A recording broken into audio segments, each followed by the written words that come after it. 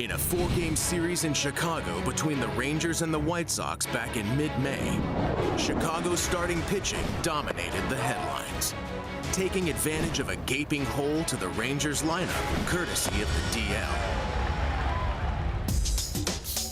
Tonight, this AL West versus AL Central conflict continues.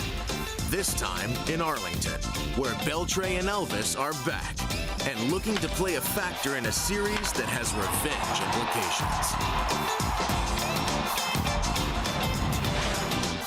The Rangers are healthy and playing a lot better baseball lately. In fact, they've won 18 and lost 16 since that last meeting in Chicago 6 weeks ago. Healthy bodies, better play, and it's been fun lately. Welcome in, everybody. Great to be with you. I'm Dave Raymond alongside America's favorite baseball analyst, Tom Grieve. And the Rangers are playing a whole lot better baseball. You want to take it, make it a little more recent. They've won 9 of their last 11. Chu's hot. A lot of guys who are hot on this team right now. Yeah, it's so much fun watching Sin-Chu Chu. And when you look at him in his 40-game on-base streak, you see all of his talents being displayed. He's a hitter who uses the whole field, from one foul line to the other. When you're having this kind of a streak, you have to have a little bit of luck and find some holes. He's got power. He also will take a walk. He's walked 37 times in his last 36 games. He's had a little bit of luck right there with a hit by pitch. All of his talents come into play when you see this kind of a streak.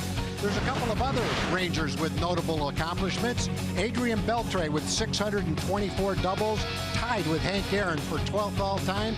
Keone Kela, the only closer with 20 or more saves and no blown saves. So a lot of Rangers are going good right now. As you would expect when they have won 9 of their last 11. So now they get a look again at the White Sox. Again, it's been 6 weeks. White Sox were not expected to play well this year. They haven't played well this year. They've lost 10 of their last 14 games lately, but that does not mean that they're without talent. Certainly Jose Abreu right at the top of the list of good players. Yeah, Jose Abreu is a star.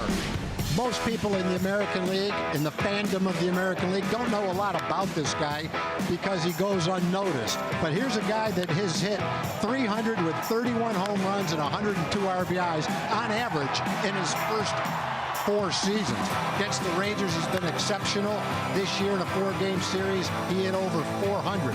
Career-wise against Texas, he's hit 333, 7 home runs, knocked in 23 in only 28 games. He's also hit very well at Globe Life Park. He's hit over 360 in this ballpark. All right, so they have some star power on the other side as well. A lot of bats really going well. But one guy's doing some special stuff defensively. We put Delano in the spotlight when we come back. Rangers baseball is sponsored by Ford. Visit your local Texas Ford dealer today. Ford is the best in Texas. And by Southwest Airlines. Low fares, no hidden fees. That's transparency.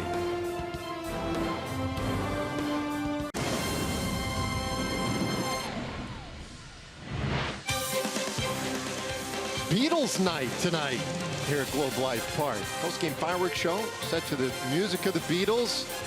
And some lucky fans even getting caps tonight. Welcome in.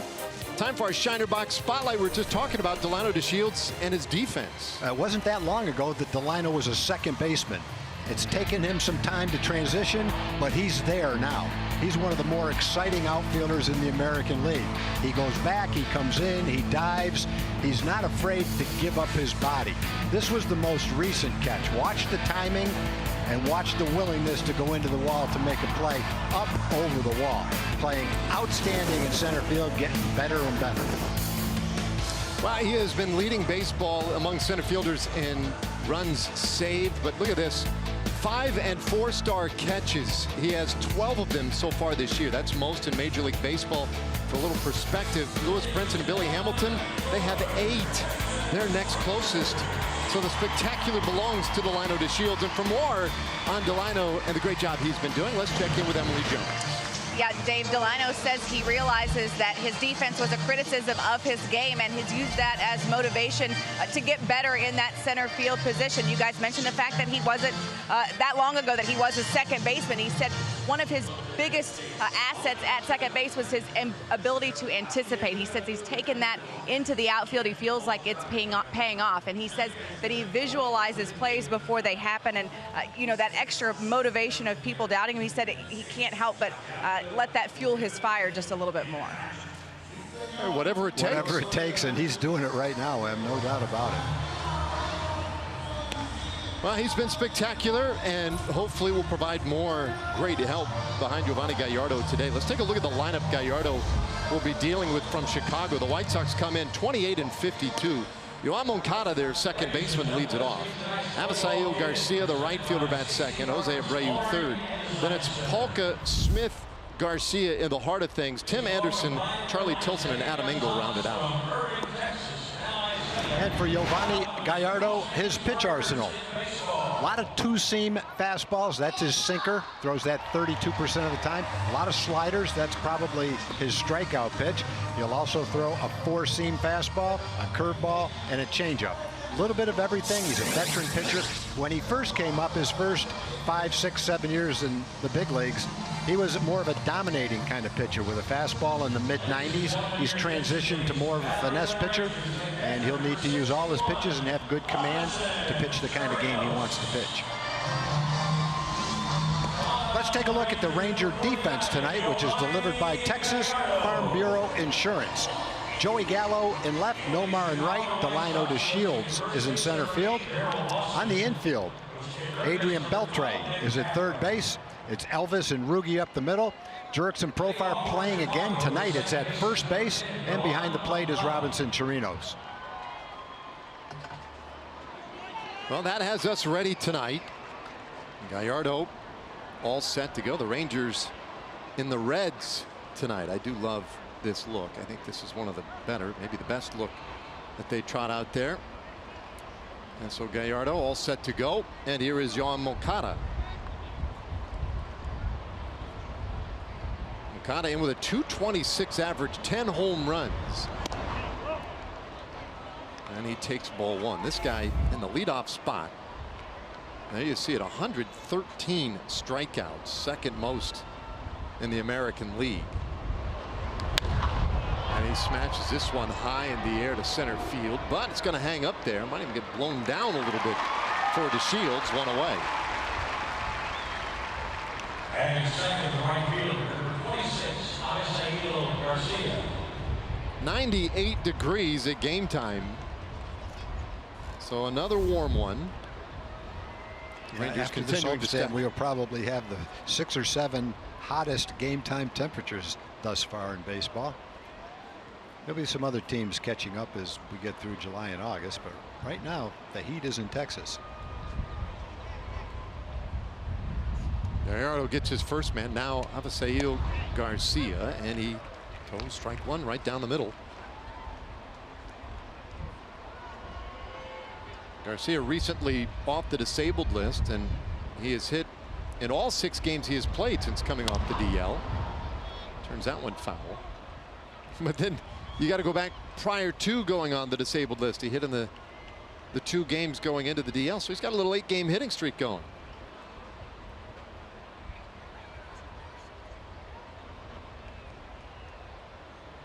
They went extra innings yesterday. Garcia went 2 for 6 in that one. And he takes high for ball one.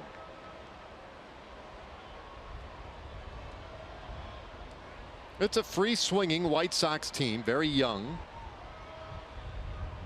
and very much in that rebuild mode. And there's a swing and a miss. Garcia strikes out.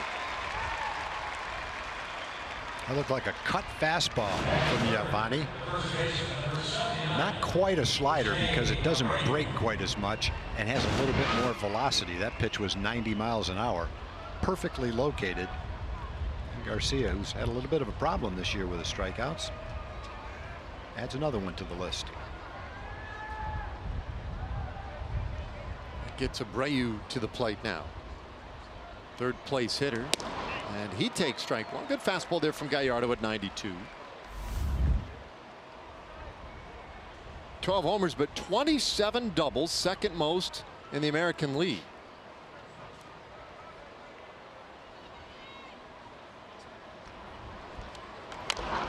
One got in on his hands and then fouls it right off his foot or his instep there. That one didn't feel good. 0-2.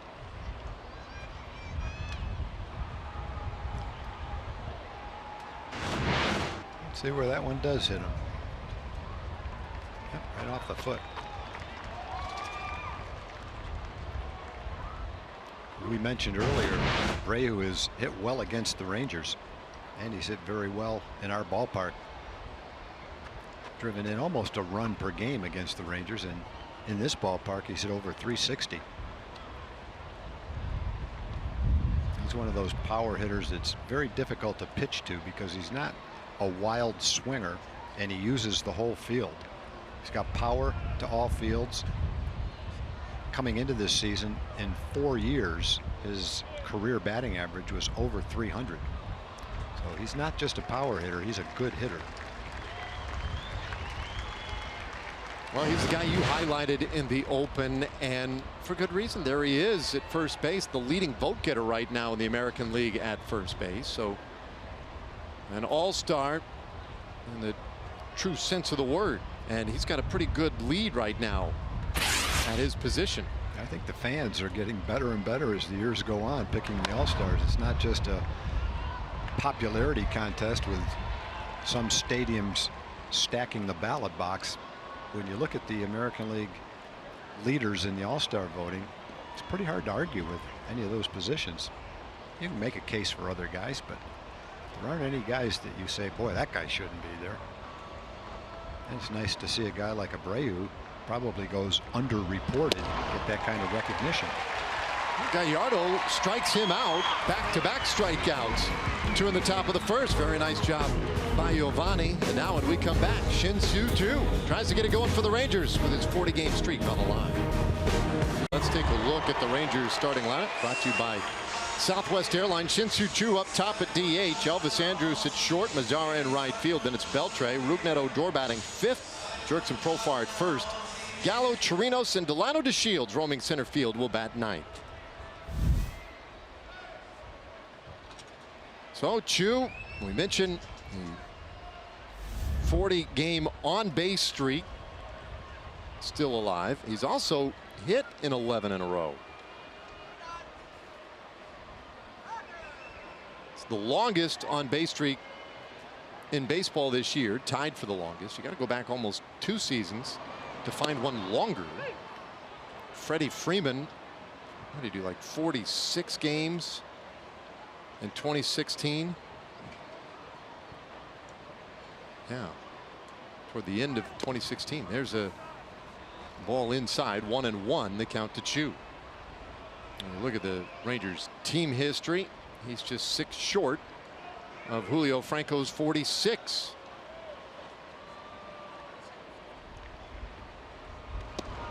Covey puts a heater in there for a strike. 1-2 the count. Well, Choo has always been a guy that walked a lot. He gets hit his share of times, and it's not just a hitting streak, it's just getting on base. So any way you get on base counts. And he's walked 37 times in the last 36 games. And when you combine that with during his streak he's hitting .330, his on base percentage is 46-47%. You can see why he's got this kind of a streak going. 1-2, and Covey off the plate. 97 miles per hour there from the big right-hander. Covey 6'1", 220, and he's just 26 years old. Grew up in Southern California. Drafted and signed by Oakland. He was a 4th-round pick in 2013. Runs the count full, but became a White Sox via the Rule 5 draft. December of 2016. Last year was his first taste to the big leagues, and it wasn't a great one, but he's probably been their most consistent starter this year. Choo will ask for time.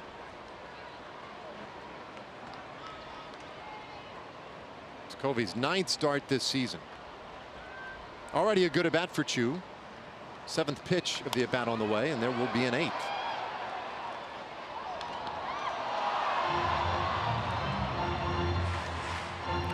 Again, Chu has a very discerning eye at the plate.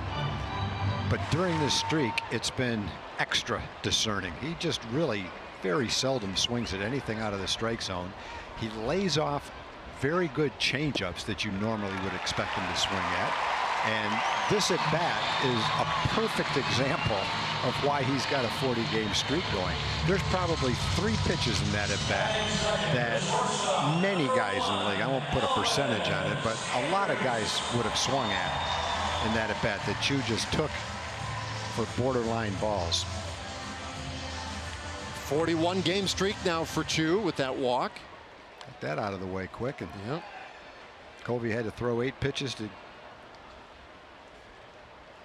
to walk him. Chu saw a lot of pitches and he got on base. Which means that Elvis also saw a lot of pitches. And it goes right after the first offering from Covey.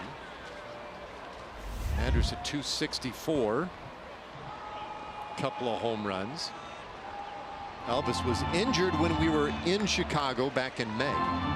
Was on the disabled list, he and Adrian Beltre. The Rangers were down a couple of bodies in that series. It looks like that foul tip got a piece of Marty Foster. Yeah, for an umpire to stop the game, you know that he's got to be hurting right now.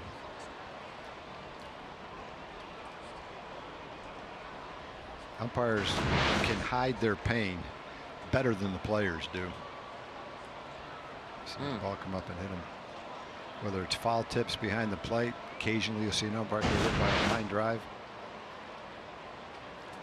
They shake it off pretty well, but this one has to be hurting Marty. Kevin Harmon, Rangers head athletic trainer.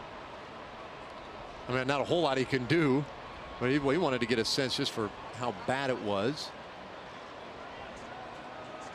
They'll keep an eye on that, no doubt, over the course of the game. And it looks like that's the hand he uses for his clicker. Boy, what a way to start the game. For 3 hours, he's got to call a game in 100-degree heat with throbbing pain in his left hand.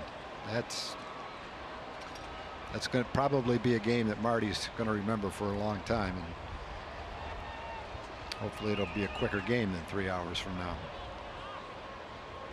Covey checks on Chu. And now runs one on the inside corner for a strike, so the count 0-2. Yeah, Covey has good velocity, 94, 95 miles an hour, and pretty good movement on that fastball too.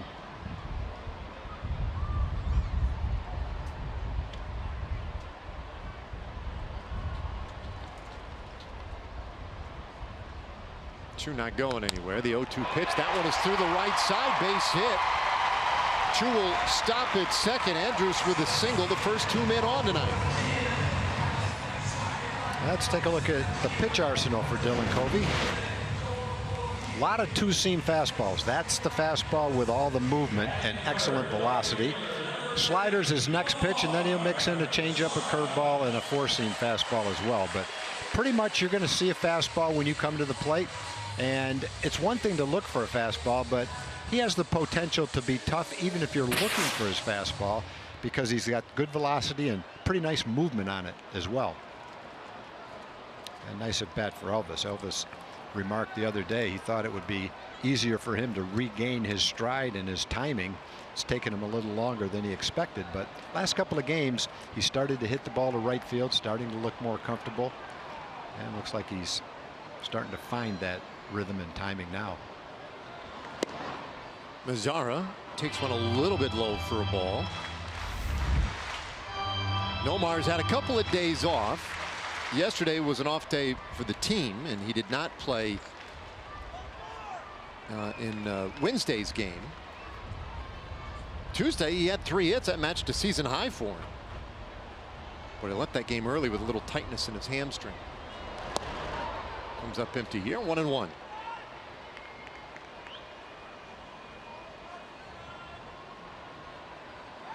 Last 9 games, Nomar has been in a pretty good groove. 5 multi-hit games in there, 9 RBIs, and he leads the team with 51 RBIs. That's 10th most in the league. That makes this a pretty good spot for him. Gets ahead 2-1. He's got Chu at second, Andrews at first. Covey's overall numbers look pretty good. 3-2, a nice ERA, 3.45, less hits than innings pitched. Command has been deserting him a little bit lately, though. In his last 2 starts, he's only thrown 9 innings. He's walked 9. Little comebacker, and he gets up to grab it, to throw out Mazzara for the first out of the inning. But everybody moves up a base. Heading forward, the third baseman, number 29. Now, one of the things about Covey is you want to get to him in the first or second inning. That's where he's had some trouble. ERA of 4.5. After that, he settles in to be one of the better pitchers in the league. A lot of base runners early. Teams able to put pretty good swings in spots like this with runners in scoring position. If you can make him work early, maybe get a couple of early runs on him, that's certainly a real possibility. Mentioned he's thrown only 9 innings in his last 2 starts. He's thrown also 160 pitches in those 9 innings. And walked 9 in 9 innings. So he's been having a problem with his command. Deals with a tough hitter here. Beltre, 313 for the season. Just his 52nd game. And a turn and a throw back to second. And Andrews is out. Wasn't even close. Not sure he ever got back to the base entirely. So a pickoff goes 1-4, and there are 2 away. Yeah, Elvis is an excellent base runner with great instincts, and you can probably count on one hand the amount of times where he's had a base running decision like that. He was just surprised by the pickoff play. Did not expect Covey to wheel and throw to second base.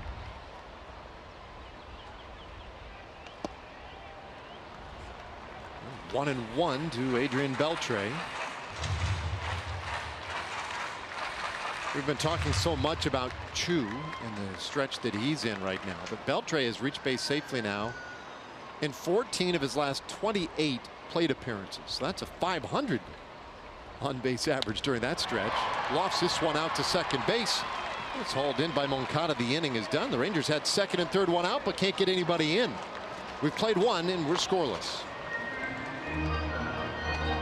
Go to power stats. Rangers starting pitching. How about this last 8 games? 5-1 record at 220 earned run average. 5 quality starts in there. And just man by man in this rotation, they have all done their job and done it well lately.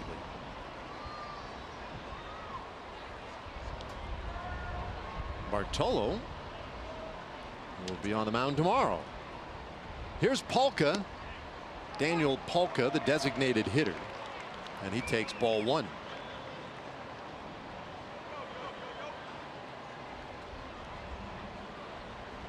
It's been a struggle lately for the left-handed hitter. Polka hitting just 175 in his last 20 games. His overall numbers not bad. He does, when he makes contact, usually pretty loud. He hits this ball hard but foul. 1-2.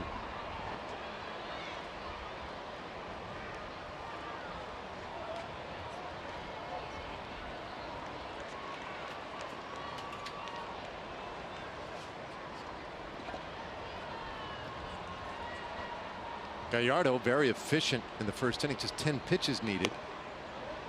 Gives that one a little high. 2-2.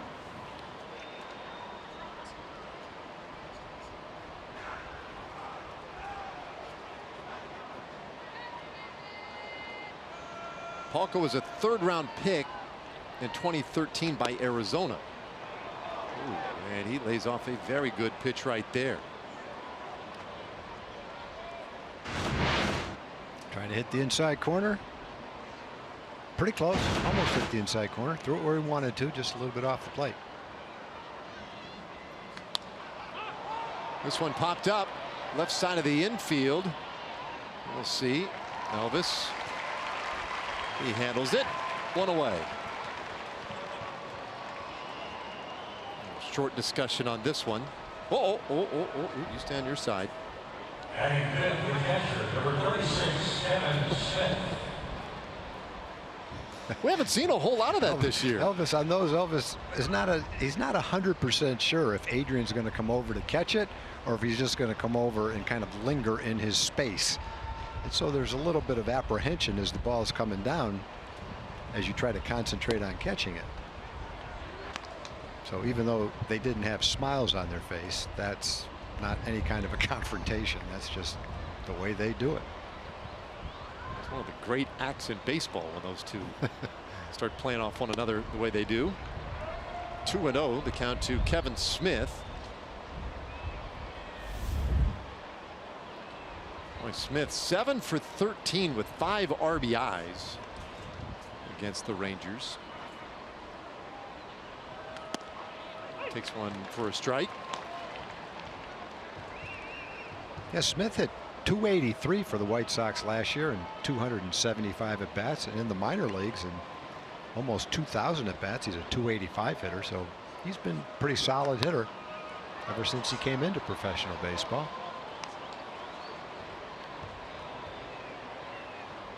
Well, this is just his 15th game of the year, but he has hit safely in all but one of the games in which he has played this year.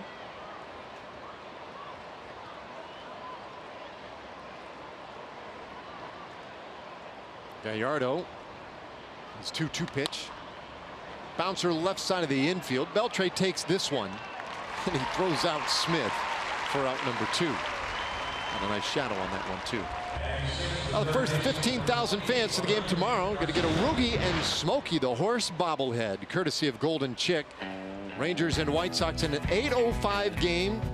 Take note, a little bit later than usual. You're not going to want to miss out on this one.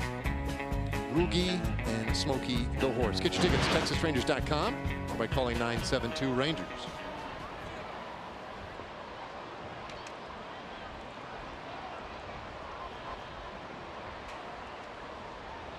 So now Yuri Garcia, and he fouls one off.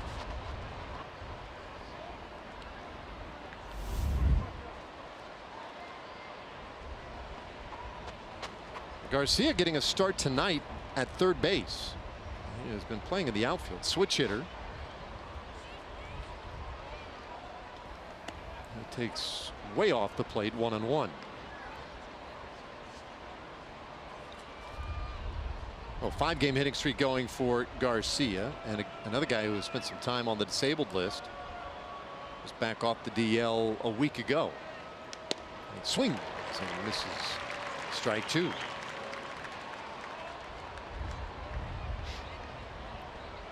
Looks like coming off healthy has done him right.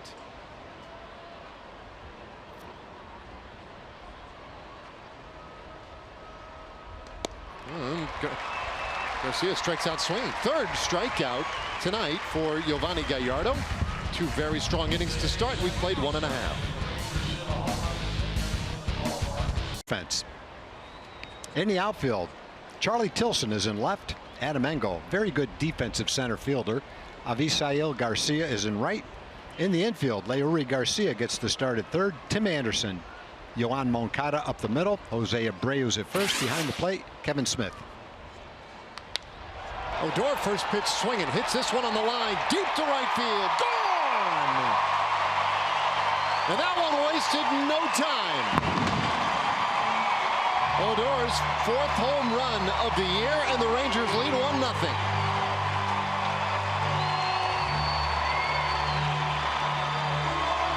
Well, Rugi is working hard. Obviously got off to a slow start.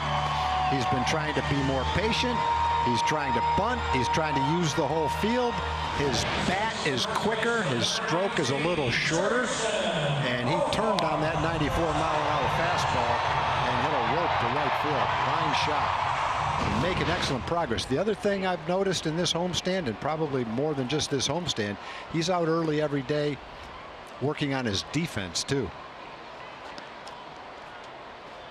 Tony Beasley, I've seen him out hitting ground balls.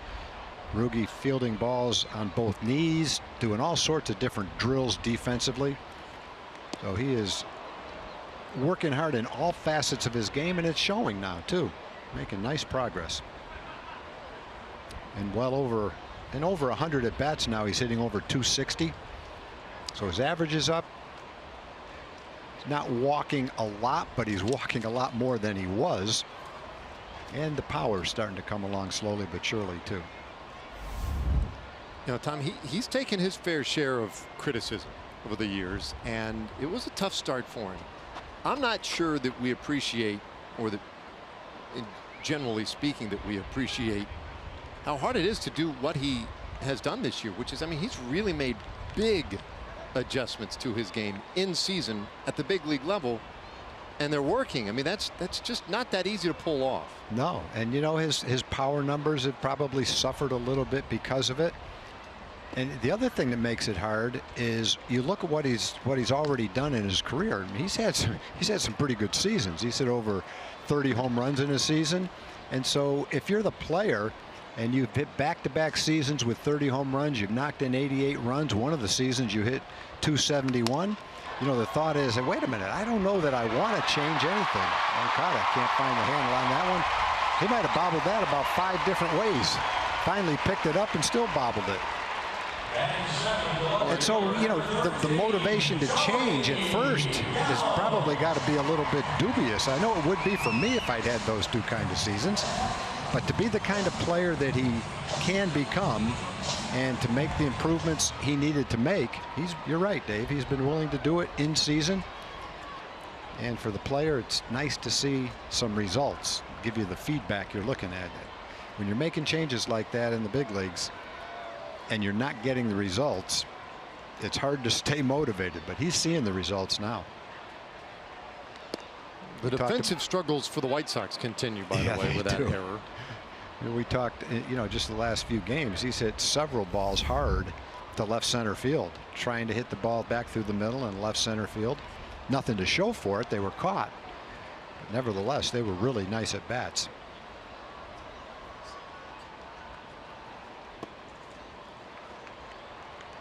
Gallo watches a ball 1-1.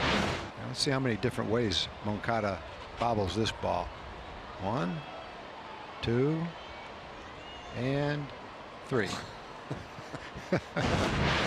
Yeah, you almost have to smile after that. And I think the frustrating part about that, if you're the guy bobbling the ball, is that was not a hard ball to begin with. Well, that's his 13th error. And the White Sox, as a team, not very good defensively. I mean, neither of these teams have done much defensively to write home about, but that is the 61st error of the season for the White Sox. The only team with more, the Rangers, they have 62. And something to remember on Moncada is he's only 22 years old. He has been one of the top 5 prospects in the minor leagues for several years. Was a huge piece to the trade for Chris Sale, who went to the Red Sox. Moncada and Michael Kopech, a pitcher, and top 10 or 12 in all of baseball as far as prospects go. So he's obviously a player with a great deal of talent, trying to learn how to play in the big leagues, though, at the age of 22. Yeah, I mean, he hasn't even been up for a full year yet. Was called up last July to make his debut, so yeah, there's still a lot of newness to his game, but frustration after that one, no doubt. Profar over at first. Gallo waiting on a 2-2 pitch. Here it comes. Profar's running, and that one's fouled away.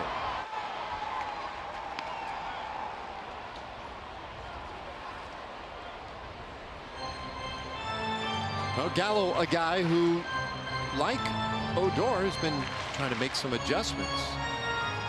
Been slower to come, and the, I guess, the positive feedback has been slower to hit his line. 114 strikeouts this year. That's most in baseball. Power number is still there for Gallo with 18 long balls. It's a full count. You and I were talking earlier this afternoon, Tom, that both these teams might do a little running. Kevin Smith, the catcher for the White Sox. 0 for 11 this year throwing out base runners. Profar has chosen his spots wisely. Ooh. A little stutter step there. Well, he was on his way to second.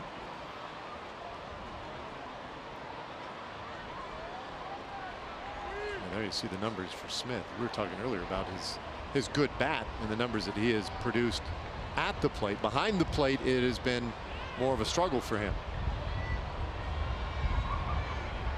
3-2. Profar's running again, but that's ball 4. So Gallo walks. Second walk issued tonight by Covey. Rangers had 2 base runners in the second inning. The White Sox have a pretty young rotation. Chances are they're not totally adept yet at holding runners and varying their delivery to the plate, getting it to the catcher to give him a lot of time to throw people out. And, you know, no matter who the catcher is, unless you're Pudge or Jim Sundberg, maybe, you got to have a little help from your pitcher, too. There's Pudge. Looking forward to Texas Live opening with Pudge's Pizza Parlor. Yeah. Be a nice gathering spot before Ranger games, or any other time for that matter. It's going to be open all the time. Went down for the announcement of that the other day, and they had some samples. I was going to say, you got a chance to taste a little, right? Sure did. And Pudge told us the other day, they're all good. And what kind do you like? Doesn't matter, because every pizza we make is good. So there you go. Pudge is a meat lover, though. He said he preferred the sausage and pepperoni. Here's our look at Texas Live. That's going up fast. Going to open in August, right? Yeah, August, the grand opening, mid-August, roughly. Profar at second, Gallo at first. It's 1 and 2 on Chirinos. I wish you could see what this area looked like in 1972 when the team first came here. For the most part, all this, not where the ballpark is, but around it, was woods. On the other side of the street, I believe there was a hotel, some apartments that are not there anymore, car dealership, but other than that, not much. There was nothing on the west side. Remember a gas station on the corner, and as you turned the corner to come down to the ballpark, there were woods. You couldn't even see most of the ballpark from there. 1-2 pitch. Slow roller. Foul again. Was that the gas station that would have the long lines? The Rangers bought this gas station. It was during the energy crunch, where you did have long lines, and to avoid that, Bob Short bought a gas station. But that problem was quickly solved, and as you got into the beginning of the season, it was no longer a problem. So I guess he probably sold it after that. Chirinos hooks this one high in the air, deep to left field. This one is gone. Chirinos with a big fly again. Number 11 for Robbie. It's 4-0 Texas. We're talking about the progress that Rugi's making, and Robinson is heating up a little bit as well. Coming into the game, that's a hanging changeup right there. He was 6 for 13 with a couple of home runs. He knocked in 6 runs in those 4 games. And he adds a home run and 3 more in this ball game. The error on Profar's ground ball kind of opened up this inning to some more runs after Rugi led off with a home run. So 2 home runs and 4 runs in for the Rangers. And still nobody out. 37 pitches for Covey. The Shields now batting 9th. 226 average for the season. But that doesn't really tell the story with Delino. as he has really done a much better job lately. In fact, the last 14 games, DeShields is hitting .313. He had a good on-base streak going recently as well. 1-1. Strike two. Now the west side of Collins Street, I remember in the early years, the early 70s, there was a miniature golf course over there that you really couldn't go to after 8 o'clock at night because there were so many mosquitoes. That's where the Lincoln Square shopping center is right now. There's a Fridays over there, all sorts of things over there now, restaurants, shops. None of that was there. Just a bunch of mosquitoes. A lot of mosquitoes and occasionally miniature golf if you wanted to play. I-20 hadn't been built in South Arlington. There really wasn't much past Arlington High School as you go south. So it's pretty dramatic what's happened here from the time the Rangers got here in 1972 to the present. And Texas Live is going to put an exclamation point on it. Well, DeShields does it again. Base hit up the middle.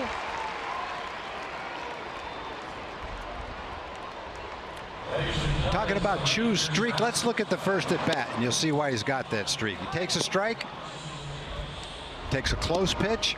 Now it's 1-2. Watch the pitches he takes. He fouls one off, takes a close one, just barely a ball. Then he throws a good changeup, doesn't even begin to swing at it. Fouls off a tough pitch and takes a borderline pitch down and away. That's a guy who's seeing the ball well, as calm as can be at the plate. And when you're going through that kind of a streak, you often hear the hitter talk about how the game slows down a little bit, the ball looks a little bit bigger, and you just go up to the plate knowing that you've got a great chance to hit the ball hard and find a hole, because you don't have to worry about swinging at bad pitches. He had a chance to swing at several pitches that were borderline pitches and maybe making out. Instead, he took them and worked a walk. There's just not many players in the big leagues that can do what Chu has done for 40 games. There's guys that can have long hit streaks, guys that might hit for higher average, guys that might hit more home runs. But as far as the overall package of getting on base, Chu is one of the best. He has already extended his streak with that 8-pitch walk in the first.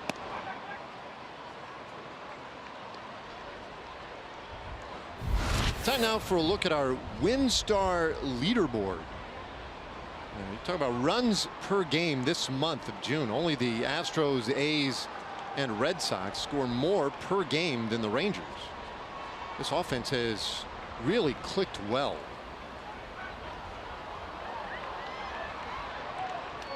Continue to be distracted by DeShields at first base, and you understand why. 15 steals this year and 17 attempts.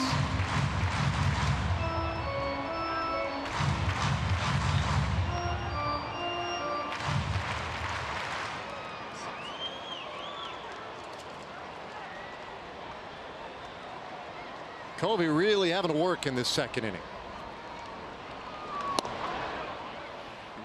A little bit in. 2-0. Now the Rangers have had 5 batters, no outs. Profar got on an error, and Kobe's going to throw his 46th pitch right here. I don't believe anyone's warming up in the bullpen, but sometime soon, if he doesn't get an out right here, they're going to have to get somebody up.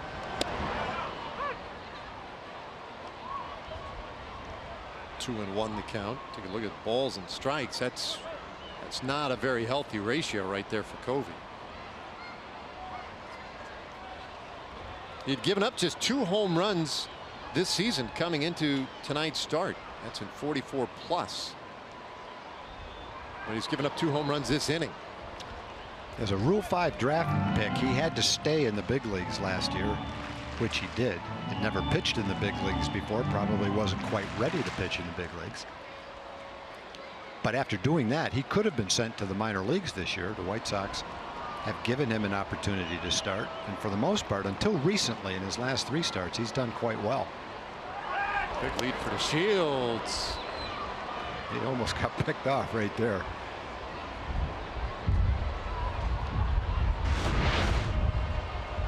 You see that slight movement towards second, which would indicate he was going to go. But because of his quickness and his reflexes, he was able to sneak back there.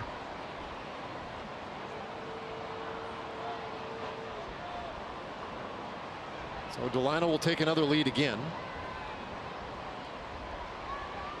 2-1 pitch to Chu, and he fouls it away. 2-2.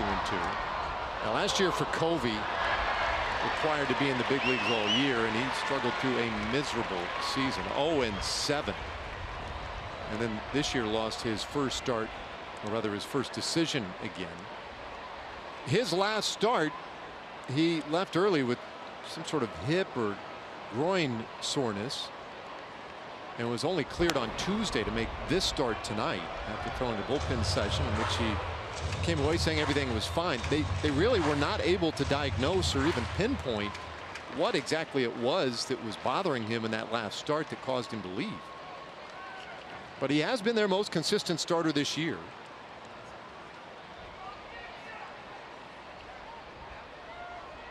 There goes Delino, the 2-2 pitch, high in the air out to center field, but it's going to hang up a little bit. Engel gets underneath it, and DeShields will have to return to first, one away.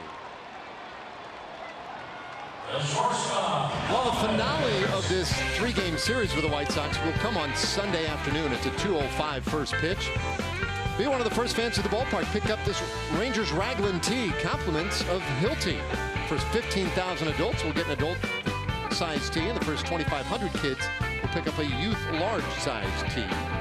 Get your tickets at TexasRangers.com or by calling 972-RANGERS.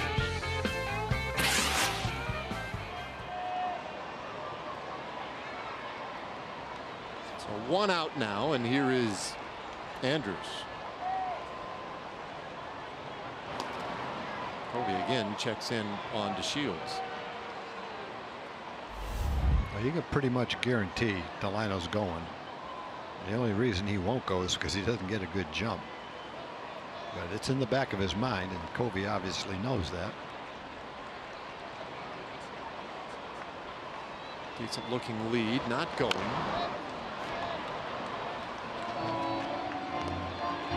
Elvis singled in the first inning.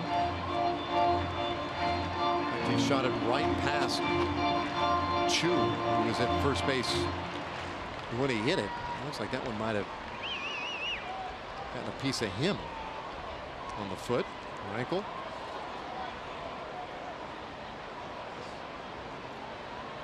So he takes a long walk.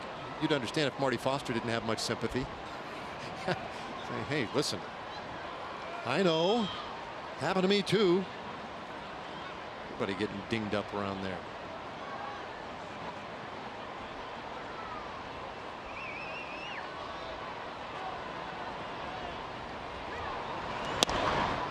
Good pitch. 0-2 the count. That was the 50th pitch of the night already for Covey. He's allowed 4 runs on 4 hits. He's walked 2. He's been hurt by an error. He's also been helped on a good pickoff play that he made in the first inning.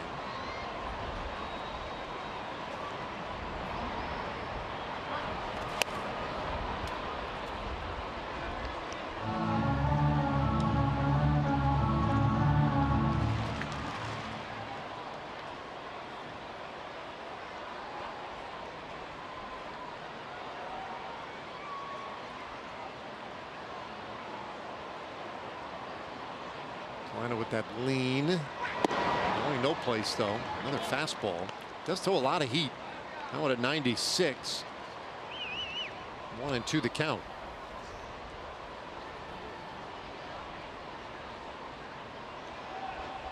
Well, with the Elvis single in the first inning, extends his modest hitting streak to 4 games.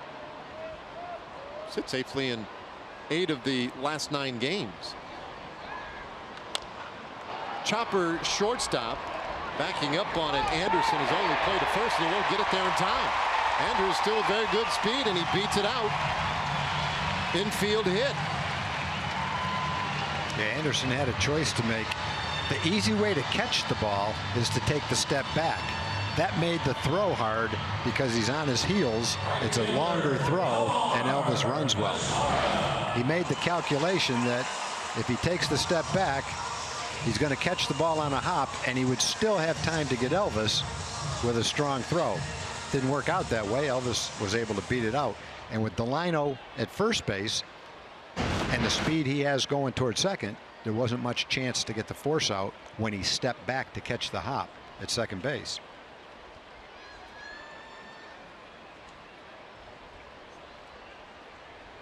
So 2 men on, and Mazzara, who's 0 for 1. A little comebacker in the first inning, takes very high for a ball. We start to get to that point in an inning where it becomes, for lack of a better word, dangerous for a guy. Yeah, there's no one warming up. He's a young pitcher that has had to jam a lot of pitches into 1 1/3 innings. Sooner or later, they got to get somebody warmed up. This one hit high in the air. Go, go, go, go, go, go, go. Home run! Nomar Mazzara deep to right field. A 3-run shot in the spirit of the World Cup. The Rangers open up a big lead. Boy, you got me pumped up for my next soccer game after that call. Couldn't help myself.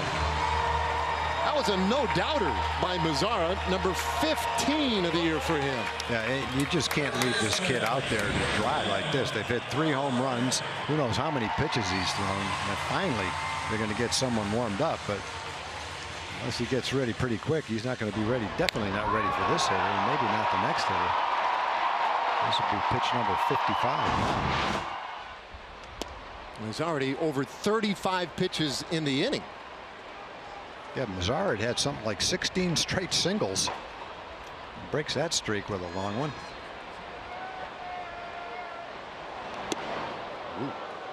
Weighing on Beltre, 1-1.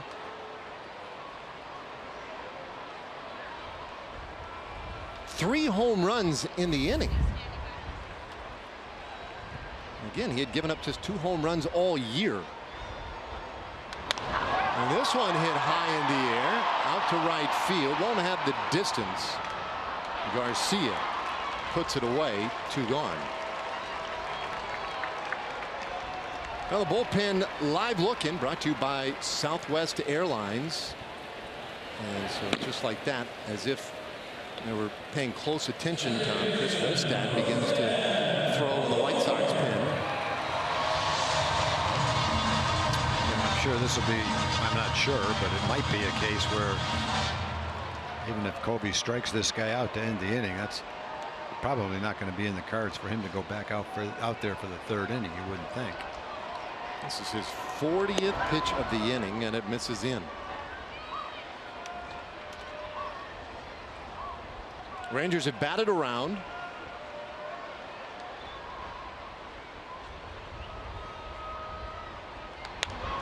This one hit sharply and into right field. That's a base hit for Odor, who started things with a home run to open the inning. You can't leave him in there after that.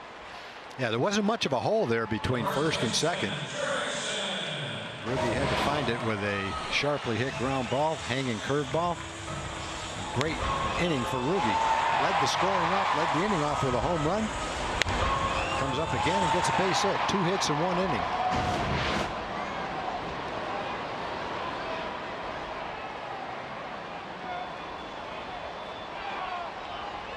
The beat goes on.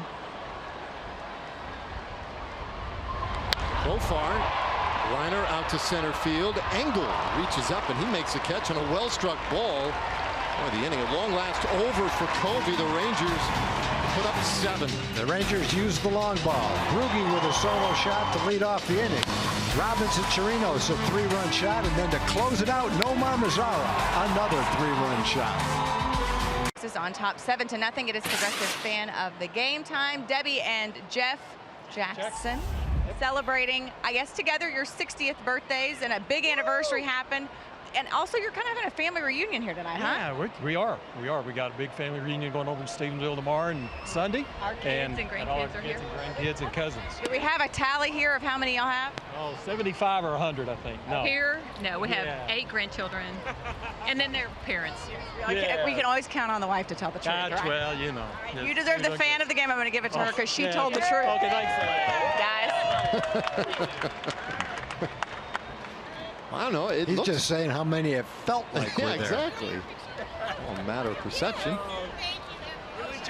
A bottom third of the order in this third inning for Chicago, and Anderson fights one off. It's 1-2.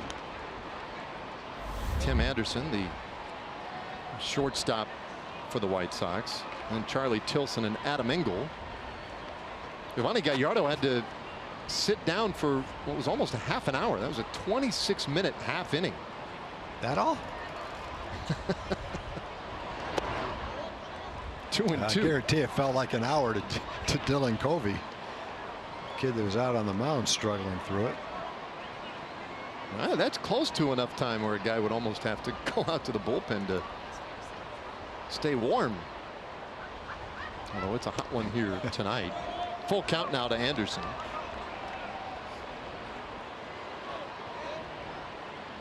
Three strikeouts in the first 2 innings for Gallardo.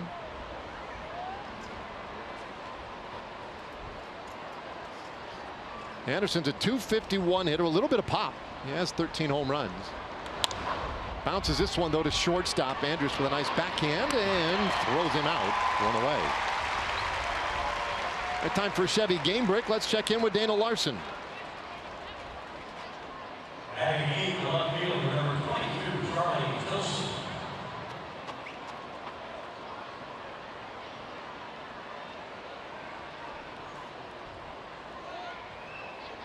All right, thanks, Dana. I'm looking forward to the next couple of weeks to see what players are going to be trading teams. Oh, man. Manny Machado, you have to think Manny Machado is going to be traded. That's going to be very interesting to see who picks him up. You hear Arizona, you hear the Dodgers. I say here, read about it in the newspapers. We don't know anything more than the people watching the game tonight know based on what they read. That's what we know. That's what we read. We don't have any pipelines into the trades. What, you boy, Giovanni? Little comebacker to Gallardo, and he takes care of Tilson. 2 away. Yeah, that's going to be a lot of fun. Now, one of the big stories right now, especially in our division, is this guy, Shohei Ohtani, who has been cleared for batting practice. He's going to be evaluated in about 3 weeks. Now, he's not likely to come back and pitch anytime soon. They're still being pretty cautious with that elbow. We did get this spy camera video yesterday. Sent one of our best out there to sneak in and get that shot of Ohtani in the bullpen, but they're still being very careful. But they've seen positive signs from him. Yeah, it almost seems like if he's got question marks about his arm, just let him hit. He has great potential in either offensive or pitching, whichever way he chose to go. He's doing them both, and I have to admit I didn't know that he'd be quite as successful doing both as he has been. It's pretty remarkable. But maybe it's harder to stay healthy if you're doing both of those things too. If you're trying to hit and not in the same routine as starting pitchers are in, maybe it is harder to stay healthy. Who knows?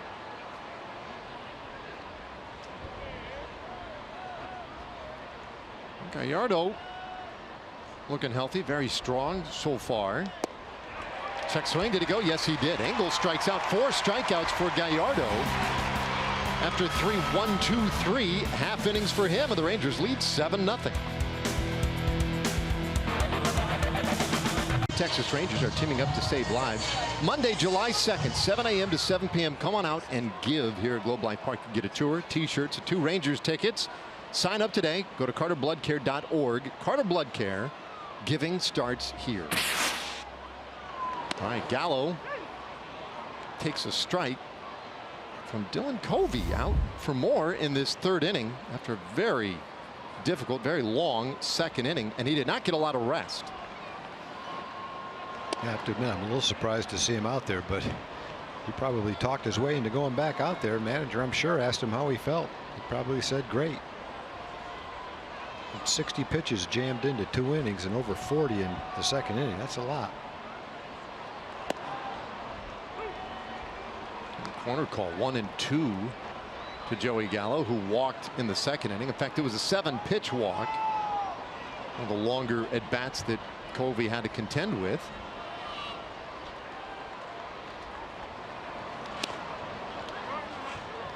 2-2. Gallo 2 for his last 29 over a 9-game stretch. Hitting 125 for the month. Look out. Full count. A 7-run second inning. The Rangers hit 3 home runs in the inning. And this ball smashed out to center field. Engel is back. Gone! 4th home run of the night for the Rangers. A solo blast by Gallo. His 19th of the year. And you can make it an 8-0 Rangers lead.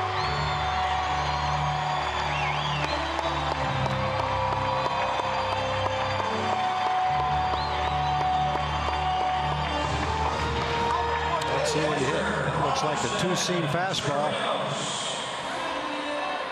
Right, Joey's wheelhouse. Tailed away a little bit, but it was up and right in the strike zone. And Joey got the bat on it.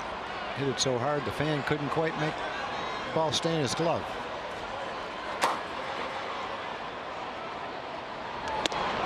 Chirinos with a mighty rip at strike 1.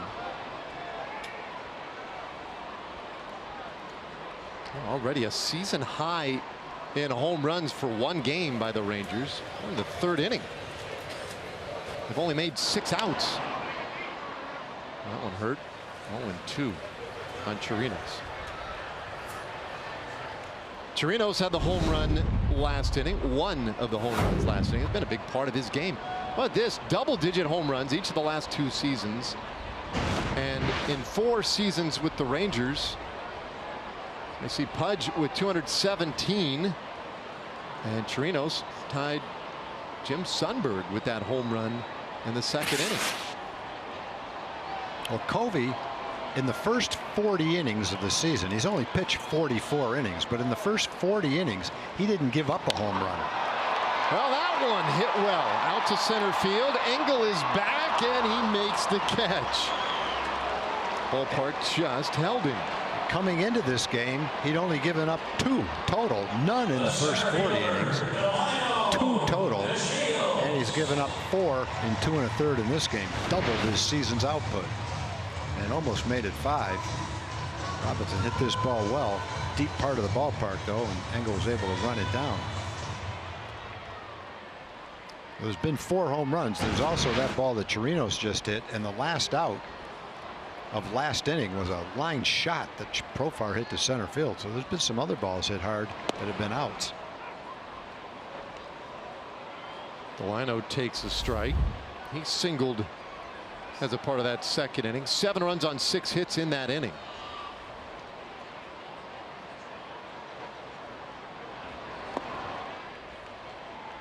One and 1.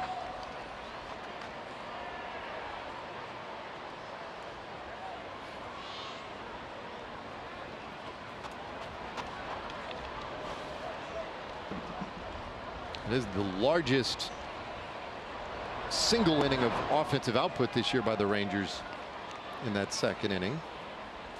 It was for this year.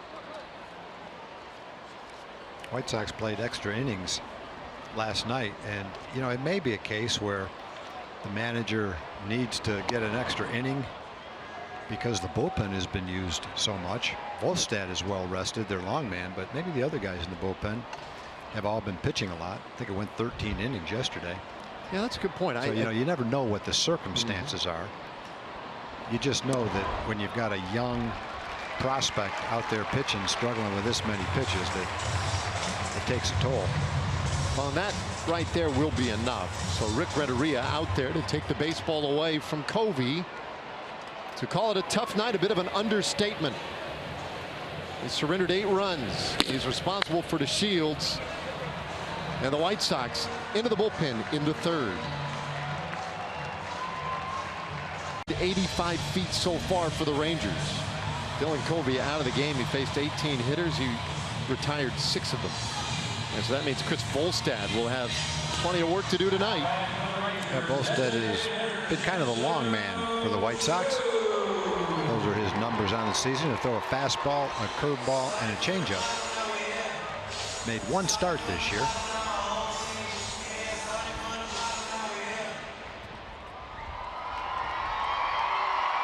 Well, he takes over against the top of the Rangers order. 2 walked in the 1st inning, flied out in the 2nd.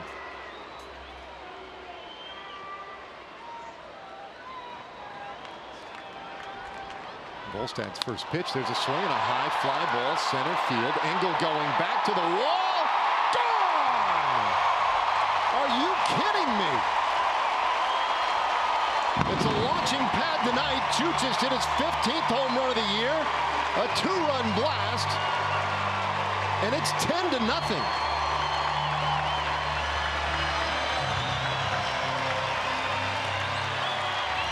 Well, Chu has had some pretty good swings against Chris Volstad. Here's the swing tonight. Fastball right down the middle of the plate. Volstad's not even watching. He knows where it's going to end up. Halfway up the banking behind there. And a little bit earlier in the season against Volstad, pretty much the exact same pitch right down the middle of the plate near the top of the strike zone. And that was a grand slam. So Chu has enjoyed a couple of pitches from Chris Volstad this year, and the Rangers are just pounding the ball. Only got 1 out in the 3rd inning. They've already hit 5 home runs. Yeah, so I mean, this is nuts. They've made 6, what was it? Yeah, 7 outs and hit 5 home runs. Pretty good ratio. That was the 2nd. First pitch home run of the night. Odor did the same thing in the 2nd inning. What Chu just did there to Volstad. That one went 447 feet by Chu, so they're now over 2,000 feet of home runs here early. Ball and 2 strikes on Andrews.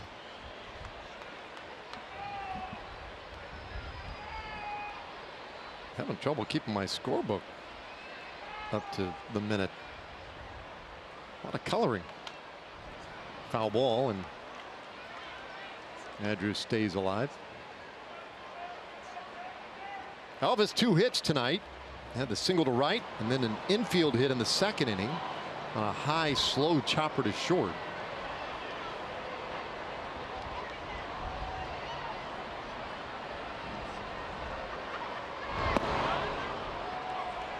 Check swing. Nope.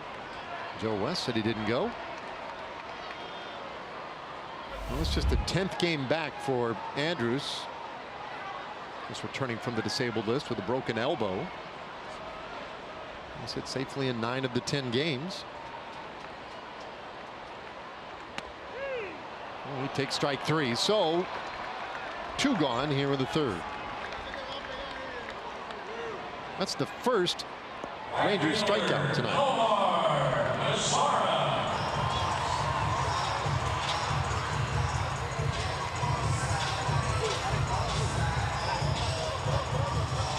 So now Nomar Mazara.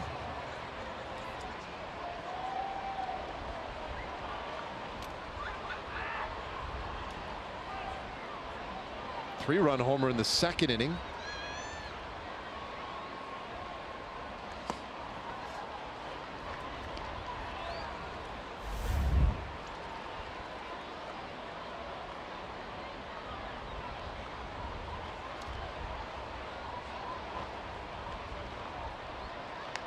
Volstad puts this one over the plate, and Mazara turns it foul. Volstad's a big guy.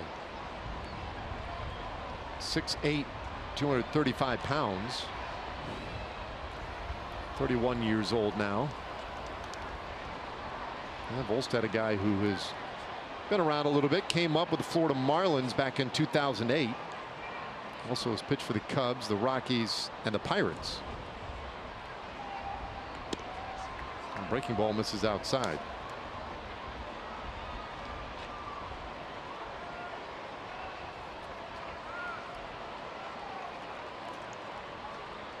It's been a while since we've seen this kind of offensive explosion by the Rangers. 7 in the second, 3 here in the third inning. Bouncer to the right side.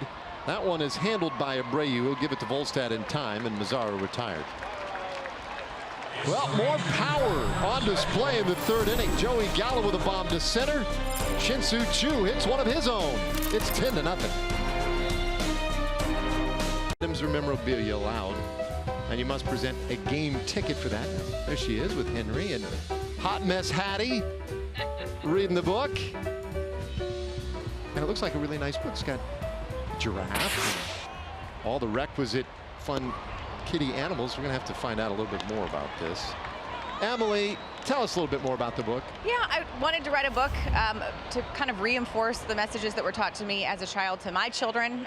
You know, they're at that age where they kind of start learning things from book and really picking up moral lessons. And so I wanted them to learn the importance of acceptance and inclusion. And I thought a way to hit home with that was for mom to write a book that they could read and that their names were in, they were the characters, their friends were the characters, and that maybe it might be reinforced even a little bit more.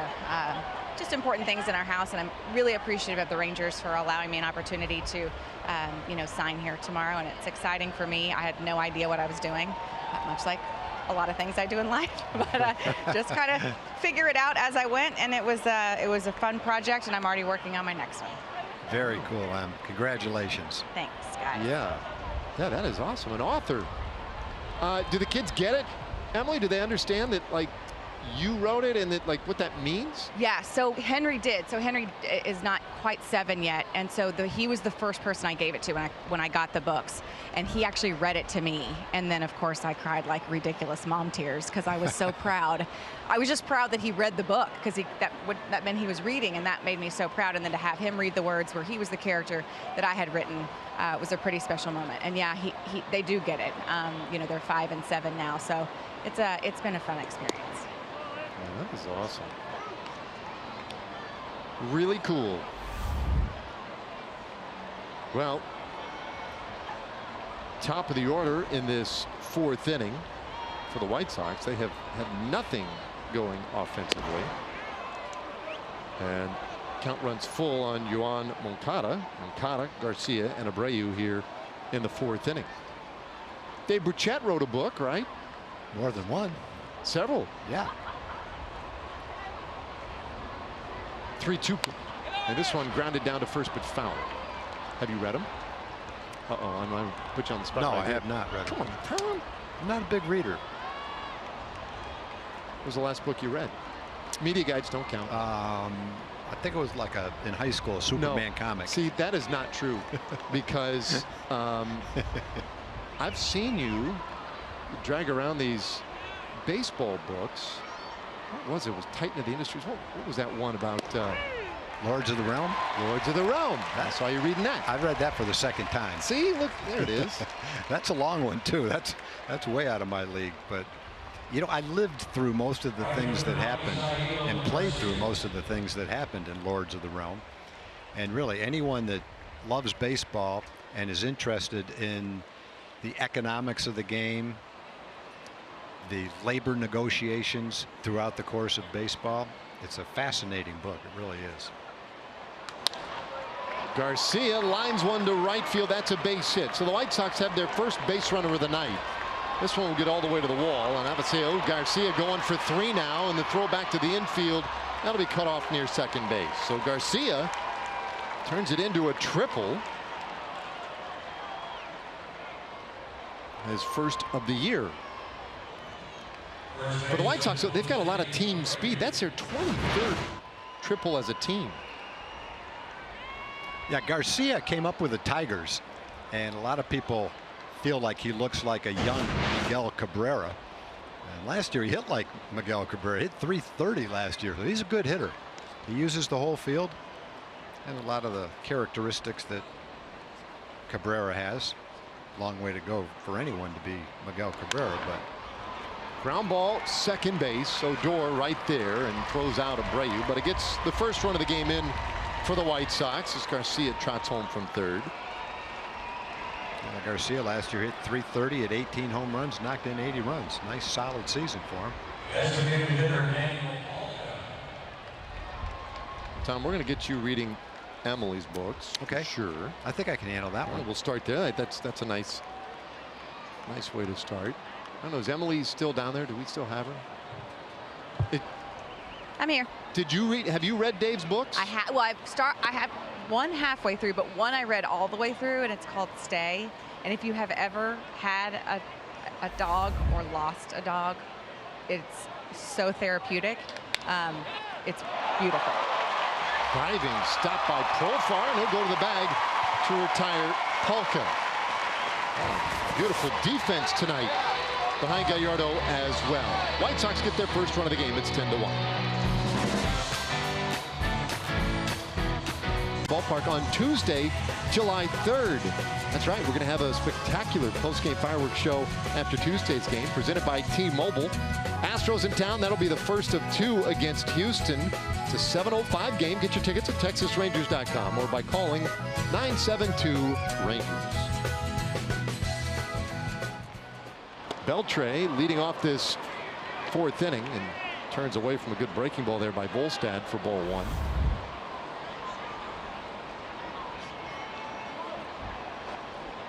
Adrian's third at bat of the night already. He is lined out and flied out. And the count 1-1.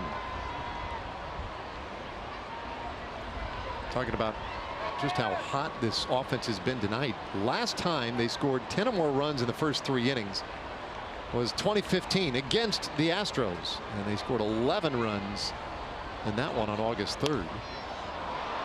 High pop-up near third base. Garcia wants it, and that's out number 1.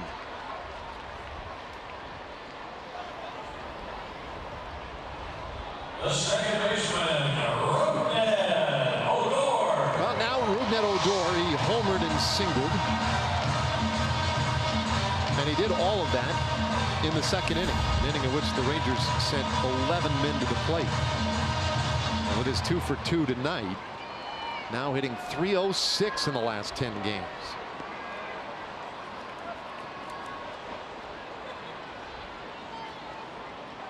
And we've seen that power creep in just a little bit more each passing day, and seems to be back to being a big part of his game again. His 4th home run of the year tonight. He just is not taking as many wild swings at balls that bounce or pitches over his head. He's much more focused on trying to hit a strike. Doesn't mean he won't chase occasionally, but he's getting better at it. But the other thing that I think he's done is he's shortened his swing. Got the much power as you need. He doesn't need a big long swing. And the short swing that he's taking right now looks a lot better. Wait a little bit longer. Starting to use the whole field. Grounds out 6-3, and with 2 away, here comes Profar. The Rangers have not been turned back 1-2-3 in an inning yet tonight. Volstad just came in last inning to replace Dylan Covey. He got the final 2 outs of the inning, but not before allowing a home run. Runs that one a little in on Profar. Volstad will be asked to chew up some innings here in relief.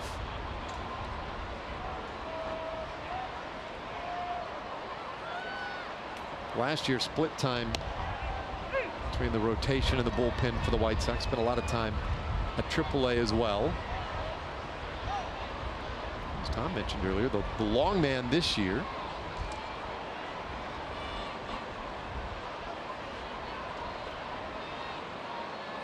One and one, the count on Profar.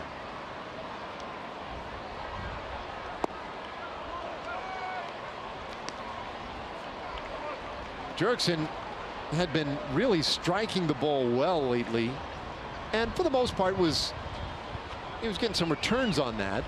In the last 35 games, he's hit 9 doubles, a couple of triples, 6 homers. 2-1. This one hit hard out to left field. Hanging up there a little bit. Tilson is back, and it's over his head. Oh, Profar with another extra base hit. This one a double. His 21st double of the season, most on the team. He almost had one to right center field in the second inning. He had a line shot, but Engel had a sprint to run down in right center field. This time an equally hard hit line drive, a pitch tailing away. Exactly what you should try to do with that pitch. Just goes right by Tilson's glove in left center field. Hard hit ball to the warning track.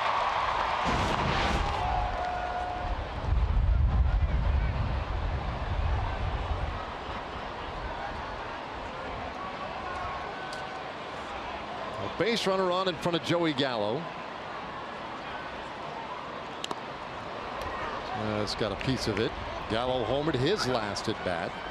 He scored 2 runs tonight. A double by Profar, the 6th extra base hit tonight. Most the Rangers have produced in one game has been 8. Certainly would appear there would be a possibility of getting to that number tonight.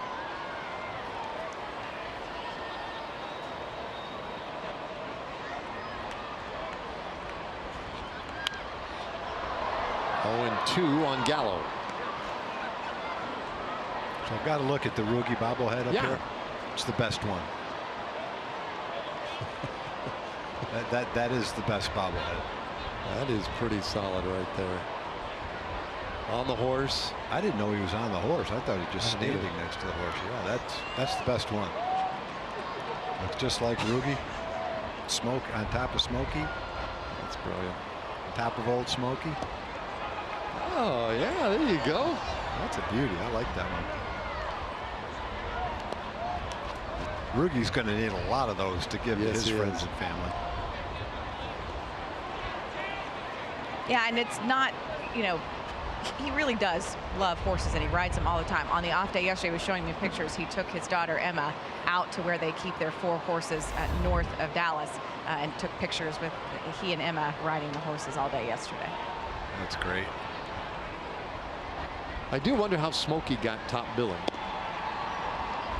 2-2 on Gallo. Not sure. Get to the bottom of that one tomorrow. That's a good one, though.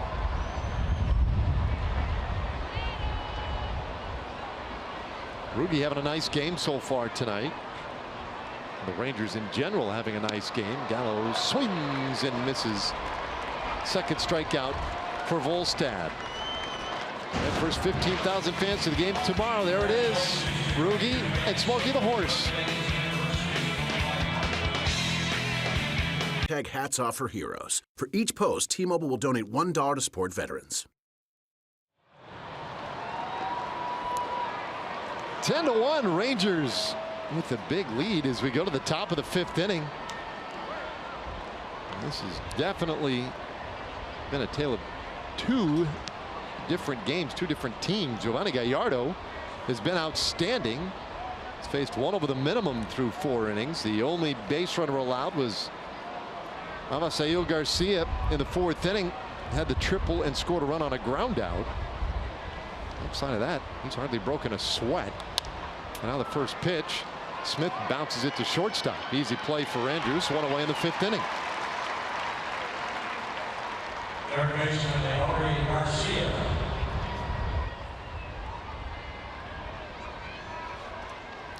All right, time for a word from our friends at Southwest Kia. At Southwest Kia, we've made car buying easy. $250 down delivers, monthly payments $250 a month or less. SouthwestKia.com. Here's Garcia, Leury Garcia. And he takes one outside. Garcia, .293 average. He struck out in the 2nd inning.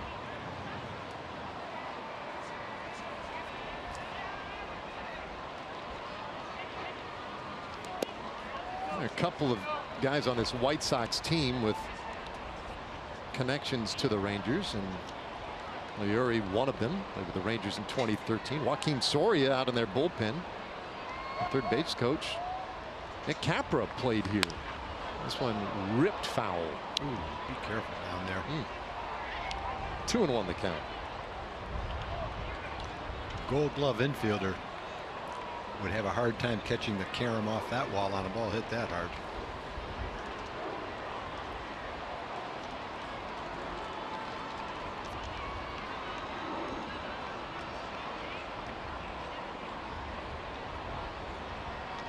One out, nobody on here in the 5th inning. And this one hit high in the air out to center field. Fairly routine for DeShields. 2 gone. Yeah, this is a really good game for Giovanni. He hasn't had to throw a lot of pitches. He's thrown a lot of strikes. He's had a real good cutter in this game. Not a slider, but a cutter. Fastball's been 91, 92 miles an hour. The cutter has been right around 89 or 90 miles an hour. And he had excellent command with it. No walks, 5 strikeouts in the game. Easy to say. This is best start with the Rangers this year. His 3rd start with the Rangers. 32 years old. Of course, a former opening day starter back in 2015. Grew up right nearby here. Fort Worth, went to Trimble Tech. Was ahead of Anderson 0-2. Well, he made his name with the Brewers. 2nd round draft pick by Milwaukee back in 2004, and then set a handful of their franchise records. 0-2. Yeah, he skips that one up there. Most recently had been with Baltimore in 2016, Seattle last year.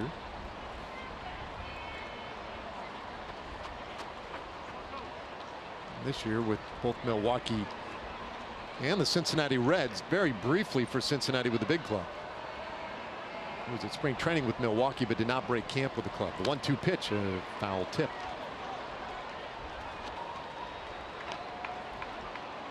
The last time Gallardo earned a win here at Globe Life Park with the end of the 2015 season on September 30th in a game against the Detroit Tigers. A career winning record here and an ERA a little above 4.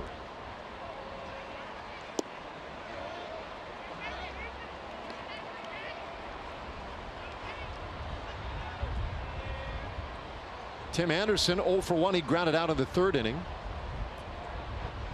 Speedy shortstop.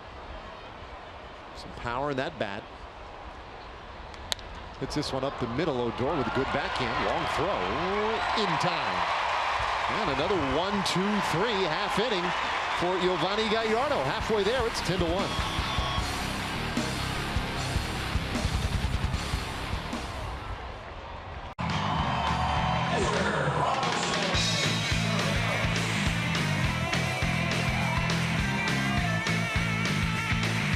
Got plenty of smiles today after all the home runs. 5 home runs, and each one gets at least 1 smile.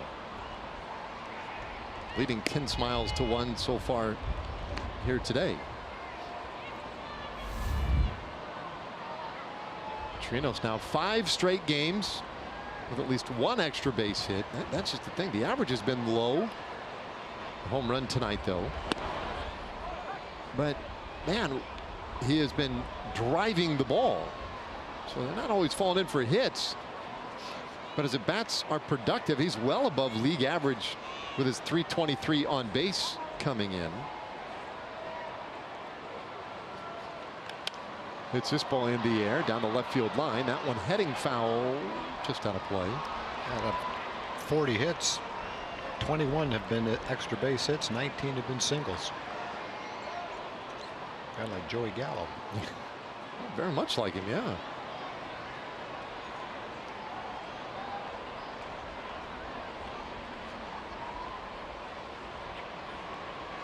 The home run pretty much a no-doubter, a 3-run blast into second. It was a little bit more of a majestic home run, kind of way up there, soaring out to left field. Might as well take another look at it. It was fun. That's a hanging breaking ball. Didn't pitch didn't have much of a chance of success. It's the velocity, 98 miles an hour. And watch his strike 3 here. 1 away in the 5th inning. The center fielder, Delino. Time for a Chevy game break. Let's check in with Dana Larson.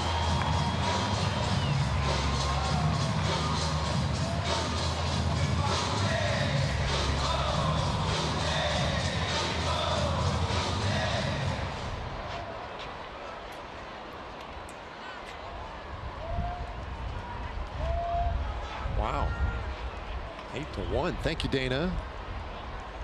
There's Delino to Shields. He's been on twice tonight. Kind of interesting that rivalry, Boston and New York. I heard this little tidbit today about those two. It's always been a very good major league rivalry. It's the latest in the season, or the only time that this late in the season, I guess you could say, the two teams have gotten together where both of them have a better than .650 winning percentage. I mean, Boston leading the division by a game, .671 winning percentage. New York .667 winning percentage, just a game back. The two teams competing for the same division, playing excellent baseball. 0-2 on to Shields. It's been a little while since that has been, you know, as meaningful a rivalry, I guess. It's been almost, what, 10-15 years.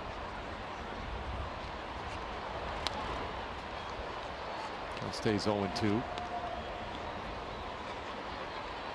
The early aughts, the 03, 04 range roughly, when the Yankees and Red Sox were still battling it out every year down to the wire.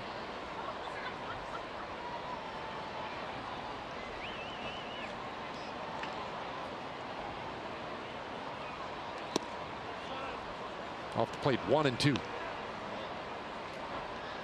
Well, Volstad finished up the 3rd, pitched the 4th inning, and now working here in the 5th. And he leads Chicago's bullpen with 34 innings pitched so far this year. Goes 2-2 on to Shields, and Delino's making him work.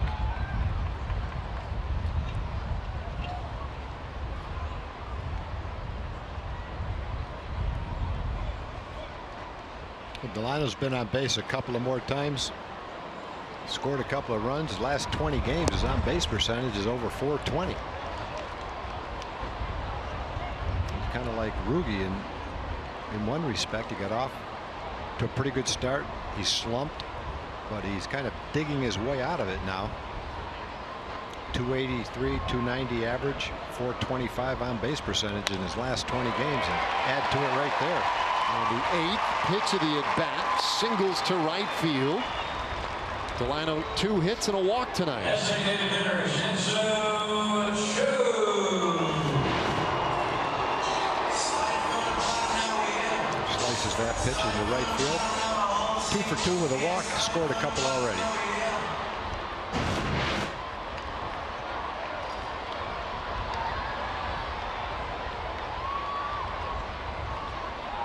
Choo's had a pretty good game himself. He walked to lead off the game for the Rangers. Kept his streak alive in his first at bat and added a 2-run homer. Dead center field. This one bounces away from Smith, but DeShields holds. Yeah, Delino, Choo, doesn't really seem to matter these days. Everybody's getting in on it. The Rangers since June 16th, second best record in baseball at 9-2. Average has been up there. Average with runners in scoring position, the best. And a team .366 on base average, second best in baseball. Things have been clicking lately, and now Choo ahead 2-0. And those were numbers coming into this game, so they've only increased. Been a nice little run.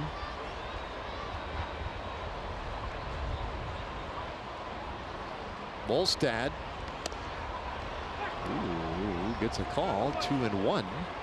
Volstad had to invest a lot of pitches in that last at bat to Delino. 8 pitches before DeShields singled. And now dealing with another guy in Choo who can do the same thing to you. maybe even worse. There's a ball, and it's 3-1. Chu's hitting streak extended tonight. Now the home run his last time up in the 3rd inning. On base streak now at 41 games. Hitting streak at 12. Bouncer left side, only one man over there. That is Garcia. They'll go the short way to second to take care of the Shields. 2 away. I'll take home a little bit of snow this July. Be one of the first 15,000 fans to the ballpark on Friday, July 10th, or rather 20th. Let's make that July 20th. And you'll get this celebration snow globe courtesy of Powerade and Kroger. Indians and Rangers, 7:05 game. Get your tickets at TexasRangers.com. Again, that's Friday, July 20th. Let's make sure I have that right. I was just looking at the on-base percentage leaders to see exactly where Chu was. He's 5th coming into the game at .396. He's been on base twice, so it's a little higher than that now. Mookie Betts is 2nd with a really nice on-base percentage of .425. You know what Mike Trout's on-base percentage is? .460. Whoa. For the season. To give you a little perspective, during Shin Su's 41-game streak, his on-base percentage is .465 to .470. Mike Trout's on-base percentage for the whole season is .460. And that is crazy. He does not get. It's funny, even with the MVPs he's won, the 2nd place finishes he's had in the MVP, he still doesn't get the accolades, the attention that he really warrants. Yeah, you know, if you believe in WAR, which seems to be highly regarded as a way to measure the value of a player by pretty much measuring every facet of the game into it, his numbers are historical numbers. You can go back and compare them to any player you want. The greatest players ever. And Mike Trout stays healthy, his numbers will probably exceed many of the greatest players ever.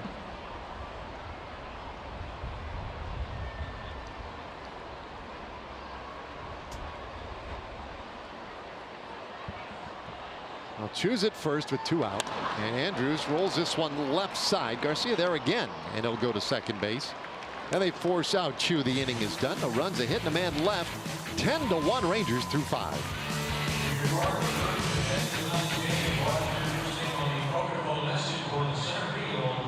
I invite you to uncork for a cause on July 22nd at the Meridian, Dallas. The stone flight to support the Texas Rangers Foundation.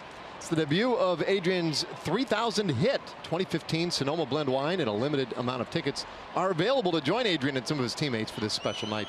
Go to uncorkforacause.com for tickets. Admission includes food and a complimentary bottle of wine. Gallardo goes back to work in this 6th inning. It's the 8 and 9 hitters, Tilson and Engel, and then back up top for Moncada. He's faced 1 over the minimum through 5 innings. Chopper by the mound towards second, and Odor takes care of Tilson. 1 away.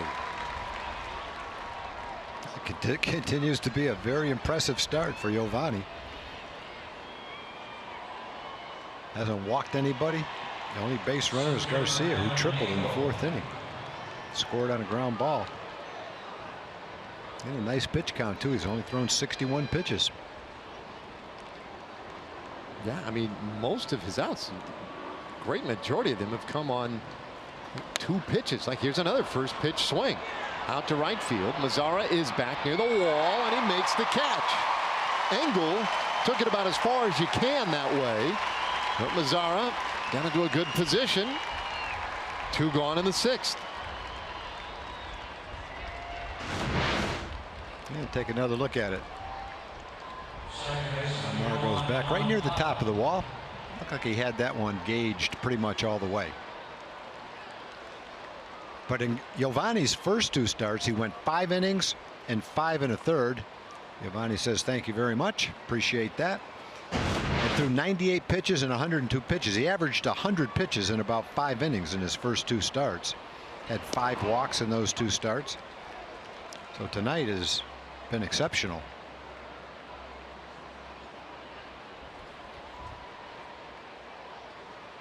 2 away, and his offering to Moncada a little bit low. 1-1. Moncada is flat out to center. He's struck out looking.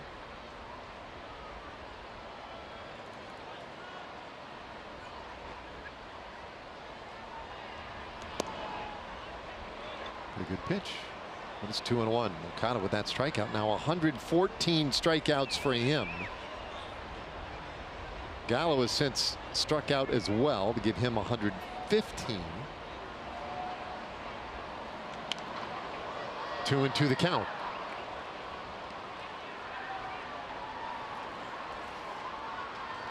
Gallardo, 5 strikeouts so far tonight.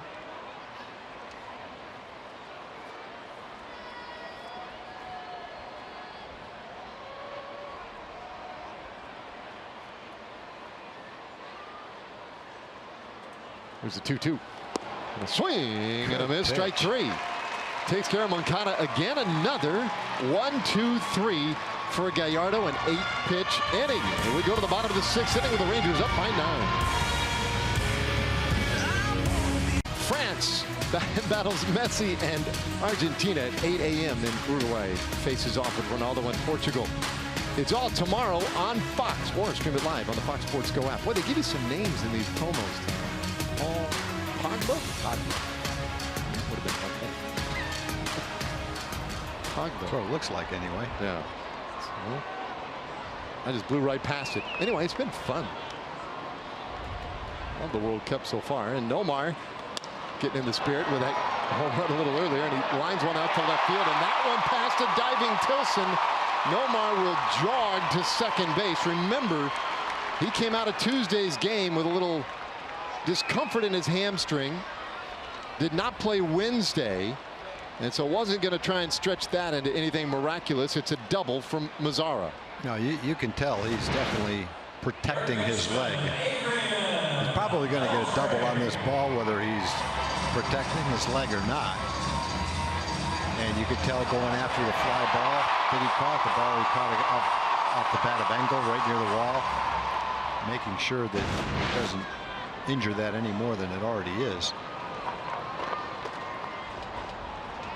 Now Beltre, and Volstad turns him away from the plate. Beltre's 0 for 3 on a night where everybody else has not only gotten on base with at least 1 hit, but everybody else has scored a run.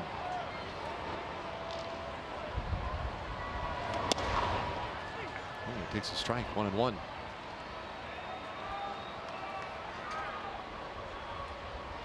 So many nights where Hadrian would be the one guy really having a good night offensively. Tonight, just the unlucky one so far, and that one way in. 2-1.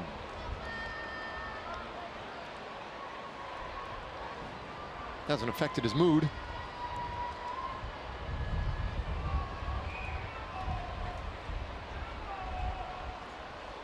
Now Volstad giving the White Sox some length out of that bullpen tonight.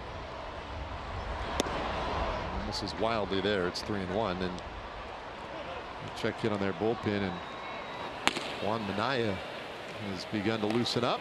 So Volstad might be ending, or rather nearing the end of his night.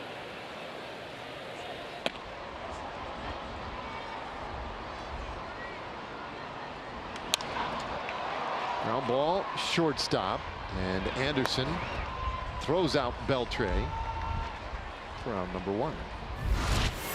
All right, our TXU Energy Power players to watch tonight. Look at this. The home run distances. This is tonight. 4 home runs over 400 feet. And then Chirinos at 376. Wow. Rangers have been getting some distance. Profar, for a stretch there, had 3 home runs that all went over 420 feet. Most of the long ones have been going to right field. Play from Moncada. Lindor grounds out. That moves Mazzara to third base, but 2 away. The first baseman, Jurickson. Speaking of Profar and some of his massive home runs that he has hit this year, here he comes. Profar tonight 1 for 3, reached on an error, scored a run. He's also doubled. Leads the team in triples, leads them in doubles. Profar has now started 61 of the last 63 games for the Rangers, so he has fallen into some regular playing time, even if not necessarily at a regular position. A lot of it was at shortstop, but lately a little third, little first.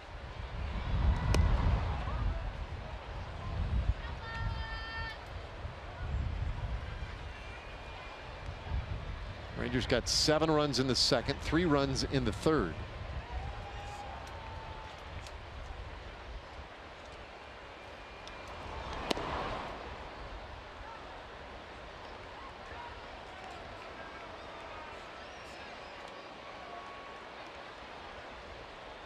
Profar's on base average this year at .321. In fact, he's putting in the lineups today, and I noticed that 7 of the 9 Rangers in the lineup all had on base averages well clear of league average. League average is like .316. But all these guys, Profar has been probably one of the leaders on this team in terms of putting very disciplined at bats on guys. A lot of very long at bats. Puts this one in the air out to left though. Tilson at about the right depth. Oh, and he dropped it! Flat out dropped it. Mazzara scores. Profar makes it to second. Oh my! I didn't even see it. I looked down at my scoreboard, my scorebook to finish out my scorebook for the inning, and never even saw him. That was such a routine play. It was one you wouldn't imagine a big leaguer dropping. I mean, it was in the glove, and he thought he got it. He's running off the field. He thought he caught that ball. Wow. That is the second error of the night for the White Sox, and it cost them a run. 11-1, Rangers leading. It also cost the night for Volstad. He is done. Couldn't quite get them through the 6th inning. Rick Renteria back into that bullpen.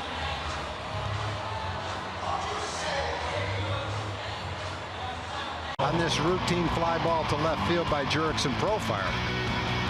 Charlie Tilson dropped it. He thought he had it. He took a couple of steps off the field before he realized he didn't catch it.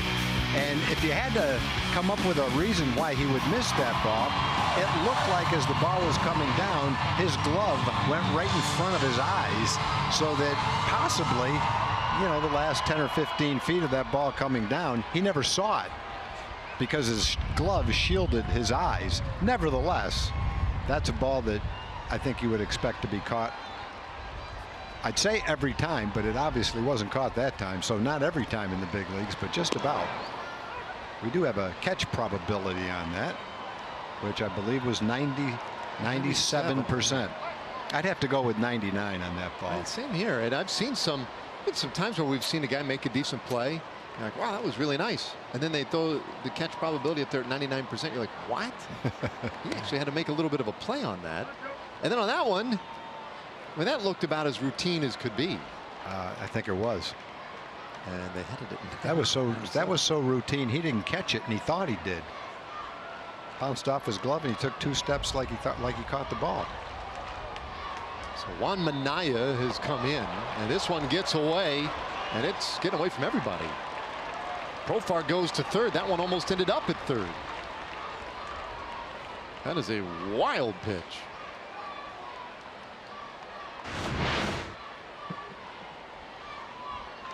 Boy, catcher didn't have a chance to block that one. And for Minaya this season, an ERA of around 5. And if you look at the numbers quickly, you'll see the problem. Problem isn't what the opponents hit against him. They only hit .216, but he's walked 13 guys in 12 innings. That's problematic. 2-2 on Gallo.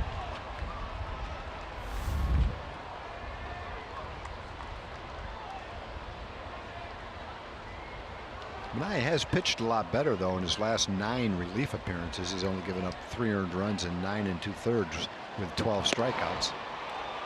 He rushes that one past Gallo. A strikeout ends the 6th inning, but the Rangers add another run, an unearned run. They lead it 11-1.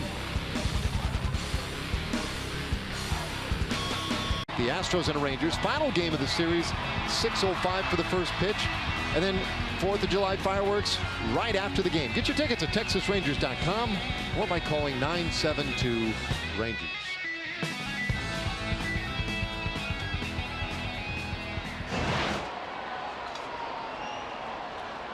Okay, Gallardo will go to work here in the 7th inning. Nomar Mazara has come out of the ball game. Ryan Rua in right field, and officially the word we were given is Mazara left the game due to a manager's decision, which sometimes that sounds loaded.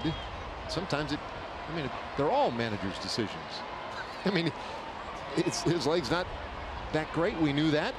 He jogged out that double. We don't know that it was him coming out of the game as any message as much as probably preservation. Yeah, I think in this kind of a game, Nomar's had his 4 at-bats. The Rangers have an 11-1 lead. He's obviously nursing an injury. It makes sense to utilize someone else. Ryan Rua is perfectly rested and healthy. Give Nomar a little time off. Play for Beltre down at 3rd. He throws out Avisaíl Garcia, 1 away. Check in with Emily. Yeah, you mentioned, you guys, a little bit earlier that this is Yovani Gallardo's best start of the season for the Rangers. And when talking to Jeff Bannister about the difference in Yovani, he said he's still patient in his approach and he's still not going to give in, but his pace is more crisp, which can do all sorts of things. We always talk about keeping a defense engaged and how those things can assist not only the pitcher but also the defense overall, and it seems to be working here tonight. But that pace is noticeably crisper, not even just in this start but in the starts he's made so far this season for Texas. Yeah, I would definitely agree with that. I didn't see the second start, but I saw the first one, and he was definitely working much quicker than I remember him working. High fly ball out to right field. Rua with an opportunity here. Plenty of room onto the warning track. 2 away.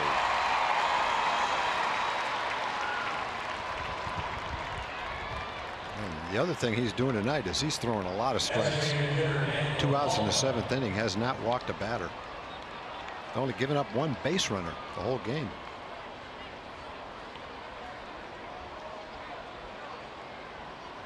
Pitch count is pretty nice too. 72 pitches. We're almost through the 7th inning. He's got a great chance for a complete game.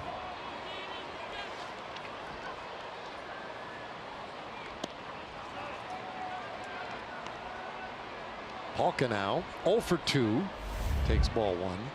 And how many complete games the Rangers have had this year? Oh, I'm pretty confident that I know that number. Yeah. We're looking for our first one. I mean, we're not the only one, right? I mean, there are a lot of teams without complete game. But how about the pitches by inning here, Tom? The worst or toughest inning was the 2nd, and he had to use a total of 15 pitches. The White Sox have not had a complete game either. White Sox opponents have had 2 complete games. Rangers have not had an opponent with a complete game as well.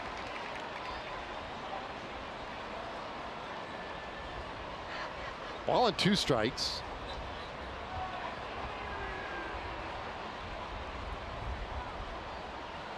Gallardo just keeps coming after guys, and Palka fouls this one back our direction. Stays 1 and 2. We were talking about a little bit earlier guys who have hit balls at a certain exit velocity over 115 miles an hour. Palka's one of them. He hit a ball 118 miles an hour this year, the 4th highest in Major League Baseball. So when he barrels one up, he can smoke it pretty well too. Well, just does hold back on that one. 2 and 2. He's among the rookie leaders in the American League in a lot of categories. 7 home runs, 4th most among American League rookies. 14th highest average exit velocity in Major League Baseball. Out of play, stays 2 and 2.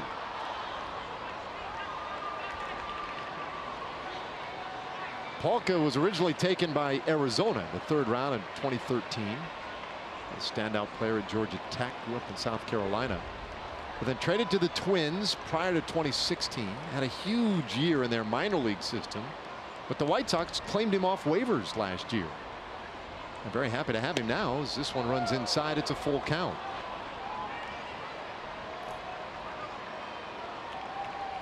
Giovanni retired the first 10, gave up a triple, and he's retired the last 10.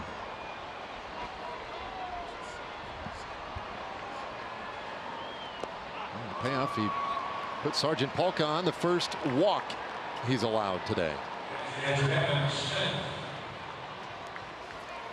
Big toe. All right, here comes Kevin Smith.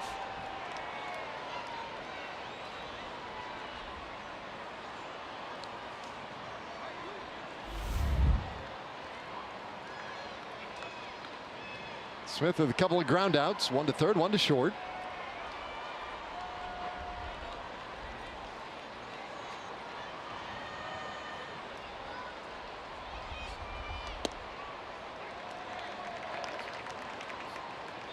Gallardo, this is just the second time. I was going to say, Tom, this is the second time that he's had to work out of the stretch. But I guess I wasn't paying close enough attention in the fourth inning as to whether or not he went from the stretch of the windup after the triple. I think nowadays I don't know either because I don't remember, but I think nowadays most pitchers pitch from the stretch with a man on third base. Go back a ways in baseball history, and there was a time with a man on third base that very few pitchers would pitch from the stretch. They feel more comfortable and can be more successful pitching from a windup. I think now most pitchers will pitch from a stretch with a man on third base. But I can't answer your question. I'm not sure whether he did or not. Smith gets him for a base hit. Second hit tonight that Gallardo was allowed. Polka third, Smith at first. Two out in the inning though, and Yuri Garcia struck out and flied out. Fouls that one away. Now we start monitoring the pitch count. Gallardo averaging 100 in his two starts. He's only at 83. Should lead you to believe he's got a long way to go. Now, that said, my guess, Tom, is if he gets to the seventh inning here, let's say a run or no runs allowed in the inning, my guess is that it goes to the bullpen after this inning. Swing and a miss. It's 0-2. Well, he's had really good stuff tonight. Had a nice solid fastball, but a really good cutter, 90 miles an hour, and he's thrown some good curveballs. That last pitch was really good. He had a strikeout on that same pitch that Garcia missed. Tony Barnett warming up out there. A 10-run lead, and there's a swing and a miss, strike three. This one gets away, but Chirinos able to lob it down to first and take care of Garcia to end the inning. Another scoreless frame for Gallardo. Time now for God Bless America. Let's turn it over to PA man Chuck Morgan. Your attention, please, ladies and gentlemen. Will you please rise and direct your attention to the area behind home plate? And welcome back the Strikeout Kings. In honor of all the veterans who have served our country and the servicemen and women who are currently stationed at home and around the world, the Strikeout Kings will now perform God Bless America.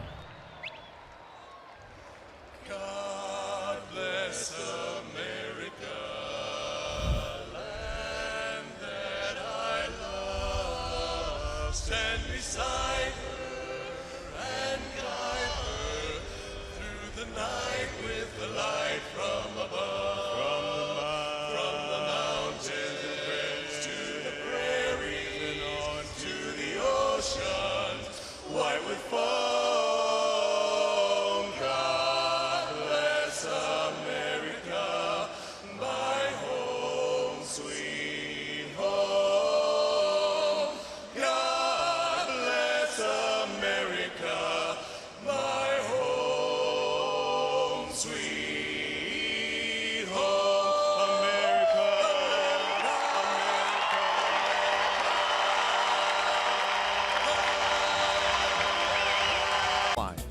Low fares, no hidden fees. That's transparency. And by GMC. Visit your local GMC dealer.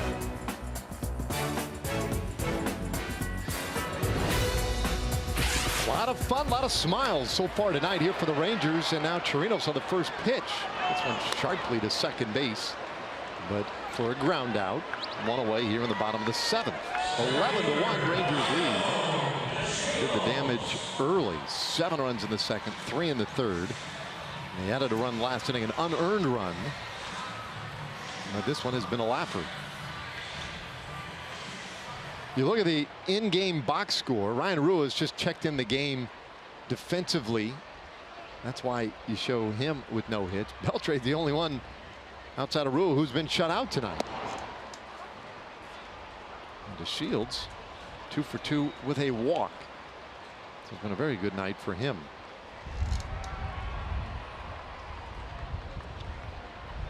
Right-hander Juan Minaya with a breaking ball off the plate. 1 ball, 1 strike. Rangers with base runners aplenty. But they haven't, it's not like they've been wasteful. They've brought many of them in. Only stranded 5 runners so far tonight.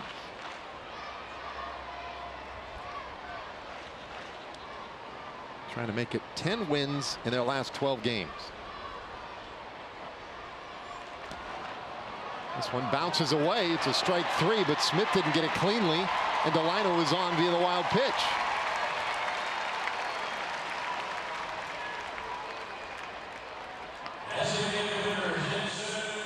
Now, Rangers fans, your vote is needed to help get Adrian Beltre, Shin-Soo Choo, Nomar Mazara, and the others to the All-Star game. Go to TexasRangers.com/vote and cast your ballot for whomever you want to be in the Midsummer Classic. Fans who vote 25 times or more will also receive a 25% discount on Beltre, Choo, and Mazara merchandise through July 5th.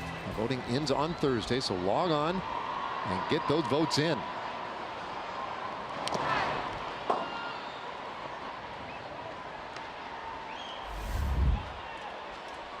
So 1 out, but the Shields at first via the strikeout wild pitch. And now Choo. Delano looks a little frustrated.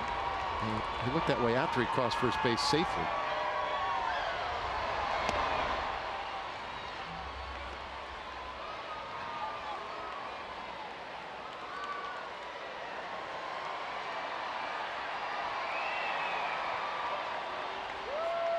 Yeah, he's irked.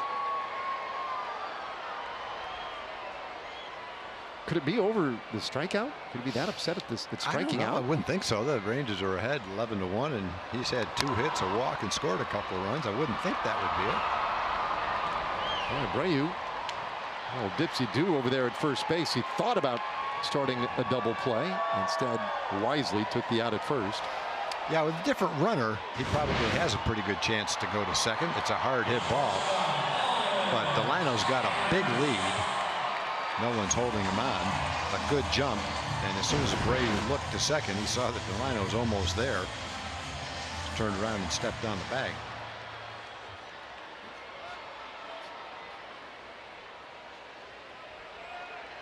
So 2 away, and to Shields in scoring position now for Elvis.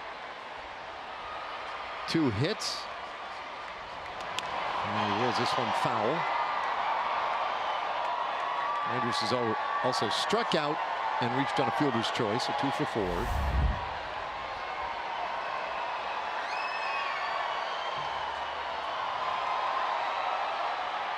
Well, 6 weeks ago, we were in the middle of a series against these White Sox in Chicago, a 4-game series, and the White Sox took 3 of 4. I don't want to say that was a low point in the season for the Rangers, but it was certainly a very disappointing weekend against a team that other teams were beaten up pretty handily, and I think the Rangers felt like they were going to be able to handle themselves, but it just did not work out. Since then, though, the Rangers kind of flipped the switch a little bit. They've gone 18-16 since that weekend. Bouncer shortstop. Anderson throws out Elvis, and the inning is done. Rangers leave another man. Well, Giovanni Gallardo has done beautifully so far through 7, and he's coming out for the 8th. Tonight, been working very crisply. And maybe best of all, just 85 pitches through his first 7 innings. So, well, the right-hander looking very sharp tonight for the Rangers. Comes out for the 8th.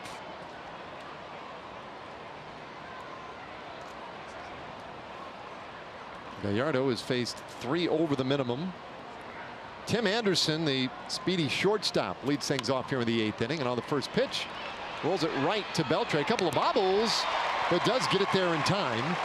That's not easy to do. Anderson very quick. But 1 away. Time for a Chevy game break. Let's check in again with Dana Larson.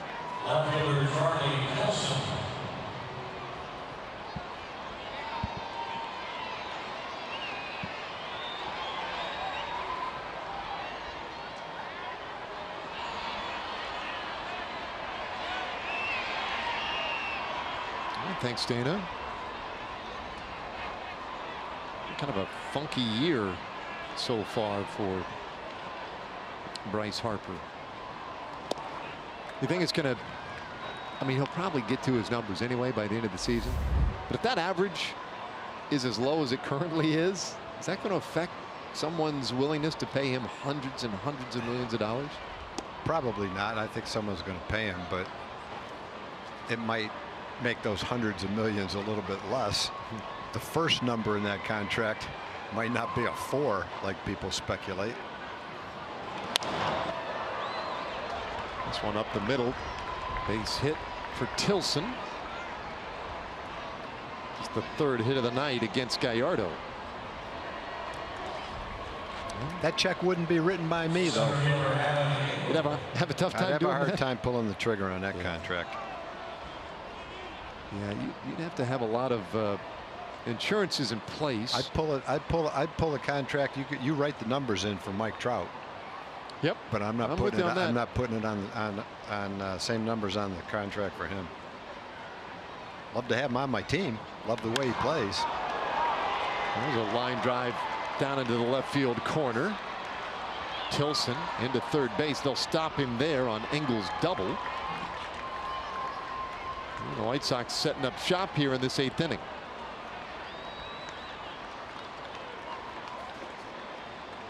And here comes Jeff Bannister. So that might just be it for Gallardo. And Banny had the wherewithal tonight, leading by 10, to give him a shot to go out there in the 8th inning. And now they'll give these fans a chance to let them know what they think. Gallardo, the Fort Worth native, and he'll hear it from the faithful tonight, up by 10.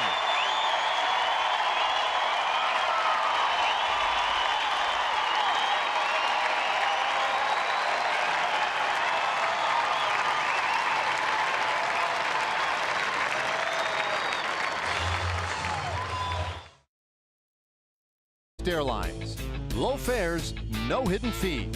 That's transparency. And by Ford. Visit your local Texas Ford dealer today.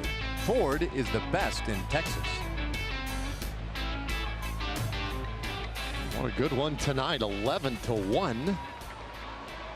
Rangers leading. Great pitching from Giovanni Gallardo and all kinds of offense. So Tony Barnett on here inherits runners at 2nd and 3rd.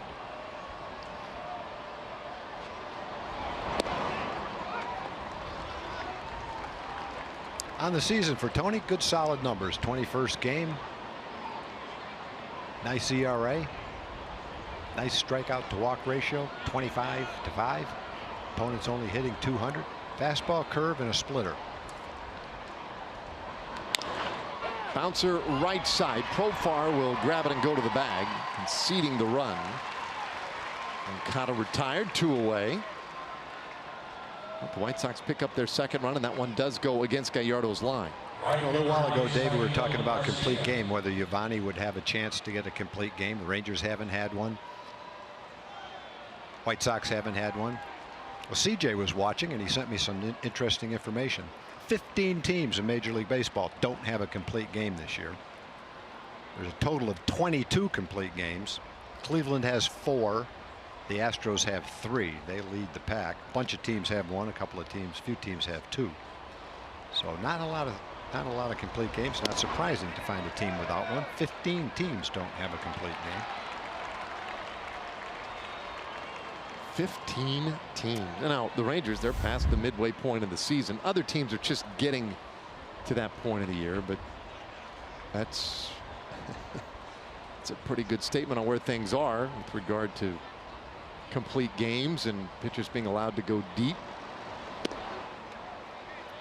1 to Garcia. And so it's funny because I hear this conversation a lot. We partake in this conversation a little bit, right? Well, you're just not going to see anymore. Guys just aren't going to be allowed. It's the way the game is. They won't be allowed. They won't be allowed. As if we have decided that they just can't do it and we need to baby them. And there is something to that. Little bouncer up the middle. Grabbed by Andrus. Just throw to first. Pulls Profar off the bag. But what a play up the middle by Elvis. That'll be a base hit for Garcia and an RBI. Yeah, if somehow Elvis could have thrown that ball accurately, which is a pretty tall task, the way he had to go after it and catch it, he might have had a slight chance.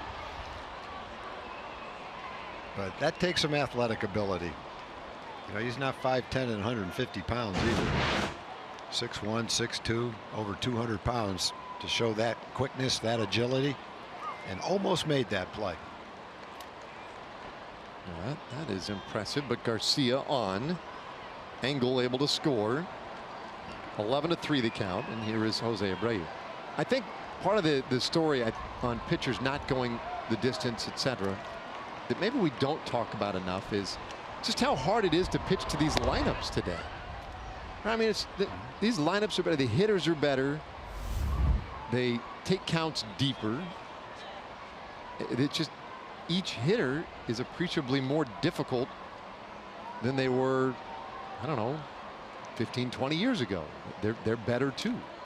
You know, that's true in a lot of respects, but it's also a fact that they strike out so much.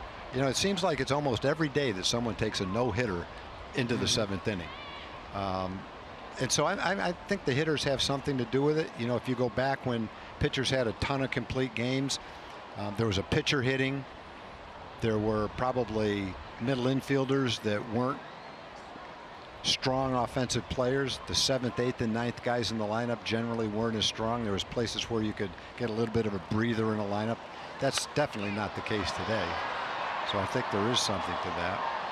But at the same time, a lot of those complete games that have been thrown over the years, not just in the last few years, but if you go back however many years you want to go back and look at complete games, they weren't being thrown on 95 to 105 pitches. They were being thrown on 115 to 130 pitches. And so it's not just difficult to face the hitters.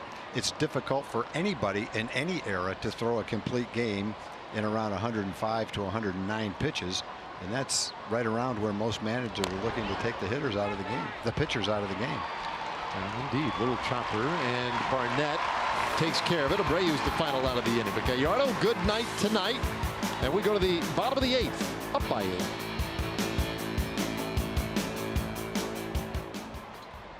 By way of the home run, Rugi led it off with a solo shot in the second.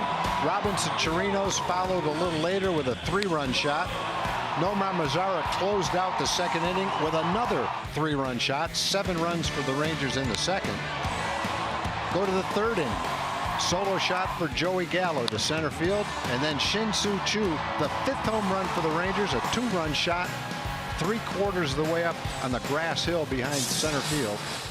And the Rangers have pounded the ball and did their scoring early. 10 of the 11 runs came by way of the home run in the first 3 innings. That was our 4-game summary. And they pounded the ball enough that Matt Davidson, position player on pitching here, and swinging a high pop-up. Foul territory now into fair ground for Abreu. And Rua retired to start the bottom of the 8th inning. Dave, I will remind you of something you said about 4 innings ago. This has position player pitching written all over it. That was a great call. It did. But it really did. The White Sox played 13 innings last night. They haven't had, I think they've only had 2 off days in the month of June. So their bullpen is tired, and that's why Dylan Covey was asked to try to go that extra inning to save the bullpen an inning or 2 if he possibly could. And now they just didn't want to go any farther into their bullpen, and they're going to go with a position player. Tochi pinch hitting here for Beltre and fouls it away. 1-1. Davidson had never pitched in a big league game, but he was a high school pitcher. Grew up in California.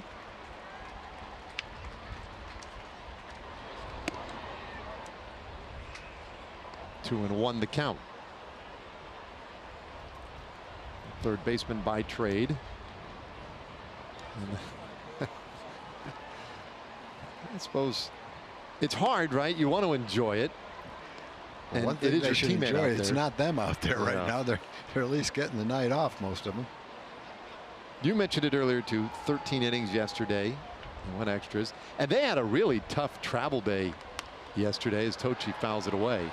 So, you know, Rangers had the day off. They were here at home, able to relax. White Sox were playing at home. They went 13 innings. That's one thing, was going to delay them getting in last night. But then they had a mechanical problem. They had to fly a plane. I don't know if they were in O'Hare and flew it over to Midway or the opposite. As Tochi lines out, 2 away. But they had to fly a plane over from the other airport to replace the one they were initially on. They didn't get in and into bed till like 3 o'clock in the morning last night. Yeah, that's tough. The Rangers have 5 off days in June. The White Sox only had 2. And Davidson looked like a position player the way he snared that line drive.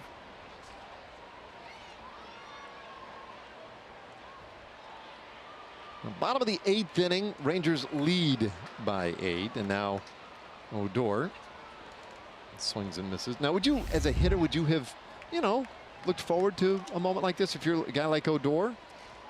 If it wasn't 2 outs, I'd tell you a story. I've told this story once before, and I'm going to have to change the way I told it because it just didn't come out right. But if this is a ball, I'll try to tell it quick.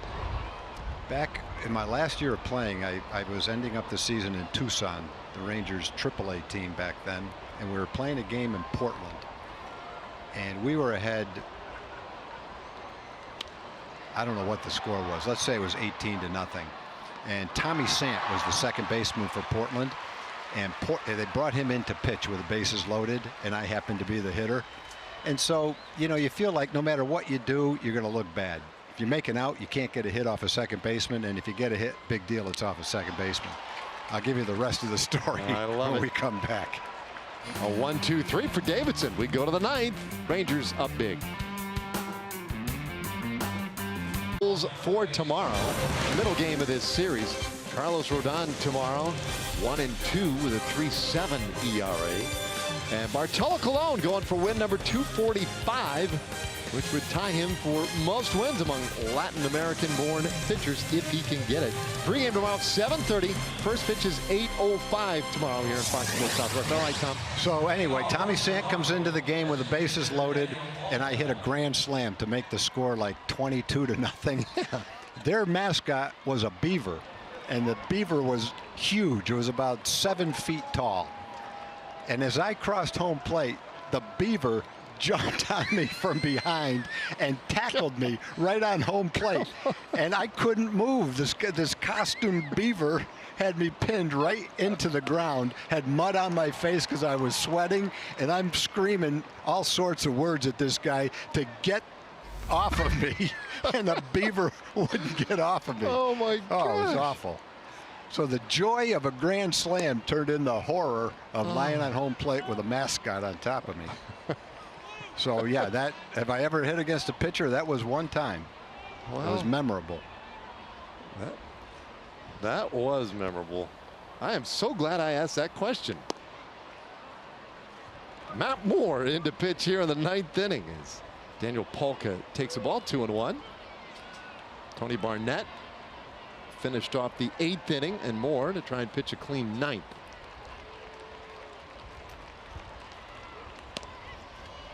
3-1. So can I, from that, can I take it that you would just as soon not deal with a position player pitching? No, I'd rather not hit off one. It's interesting. You said you can only look bad, right? Because if you get out, that's not good. And if you do something great, even that is, you know, some pitchers have some position players were pretty good pitchers. I saw Mitch Moreland pitch in a game, and he came into the game throwing 94 miles an hour in Colorado one night. He was a closer at Mississippi State. Jeff Kunkel came into a game for us. Jeff wasn't a pitcher, but he had a great arm. He came in and was throwing 94, 95 miles an hour. So there's plenty of position players who could have pitched. Fly out to center field, one away. Gives us time here for a word from our friends at Kia. At Kia, get America's best value backed by a 10-year, 100,000-mile warranty. Moore gets the first man he faced. And now Kevin Smith, 1 for 3. Well, the sadness tonight is that social media and video wasn't quite as prevalent when Tom was tackled by a giant beaver after that grand slam. Because I'm not sure. You're talking about that check you would write to Mike Trout and that any sum of money. I'm not sure that there's a limit as to how much I would have paid to see that. Well, I doubt that you would have had anything close to what it would take to pay Mike Trout, but I wouldn't want to relive it. Let's put it that way. It wouldn't have been bad to just get tackled at home plate, but then it wouldn't get off of me. I couldn't hear him, but I think he was probably laughing underneath the costume. I bet he was. Strike 3 called on Smith. He goes down looking 2 away. And if you get mad enough to say fight, which I felt that way. Sure. But imagine getting up and trying to like punch out a beaver. Yeah, no, that's not going to play. That would have been even worse. I could see the headlines. Because what probably would have happened, he would have punched me out. Then it would have been even worse.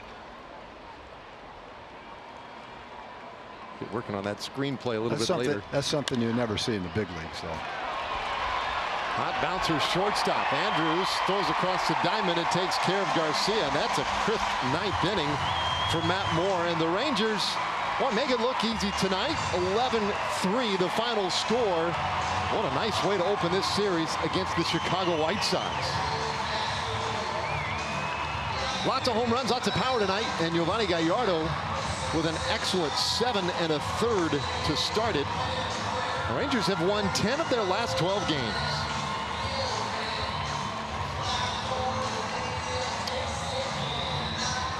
Well, the Rangers had 5 home runs, and that played a huge part in the game. But really, it starts and ends with the starting pitching. And tonight, Giovanni Gallardo was at his sharpest. He had an excellent cut fastball that he used to get strikeouts.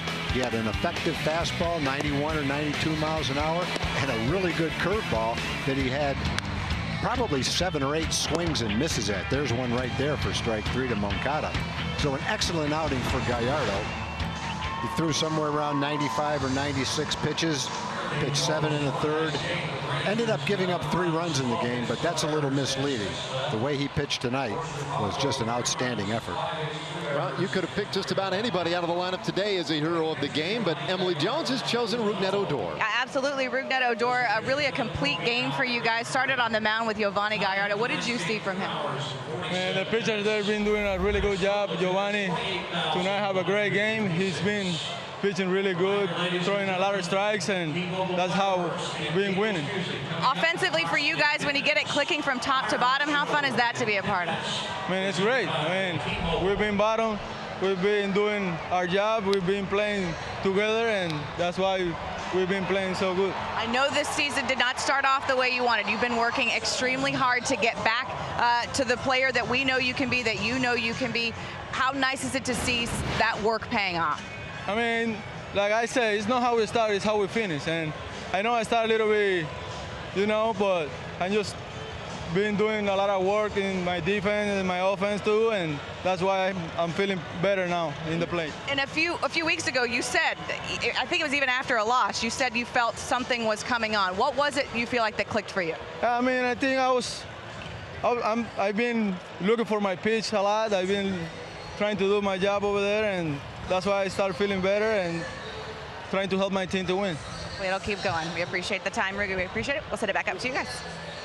All right, thank you, Emily, and thanks to Rugi. Great one tonight. Rangers win it 11-3. Dana Larson, Pudge Rodriguez, and Mike Bassick back to the studio ready to break this one down for you. For Tom Grieve, Emily Jones, and our entire crew, I'm Dave Raymond, inviting you to stay with us. Plenty more to come right after this.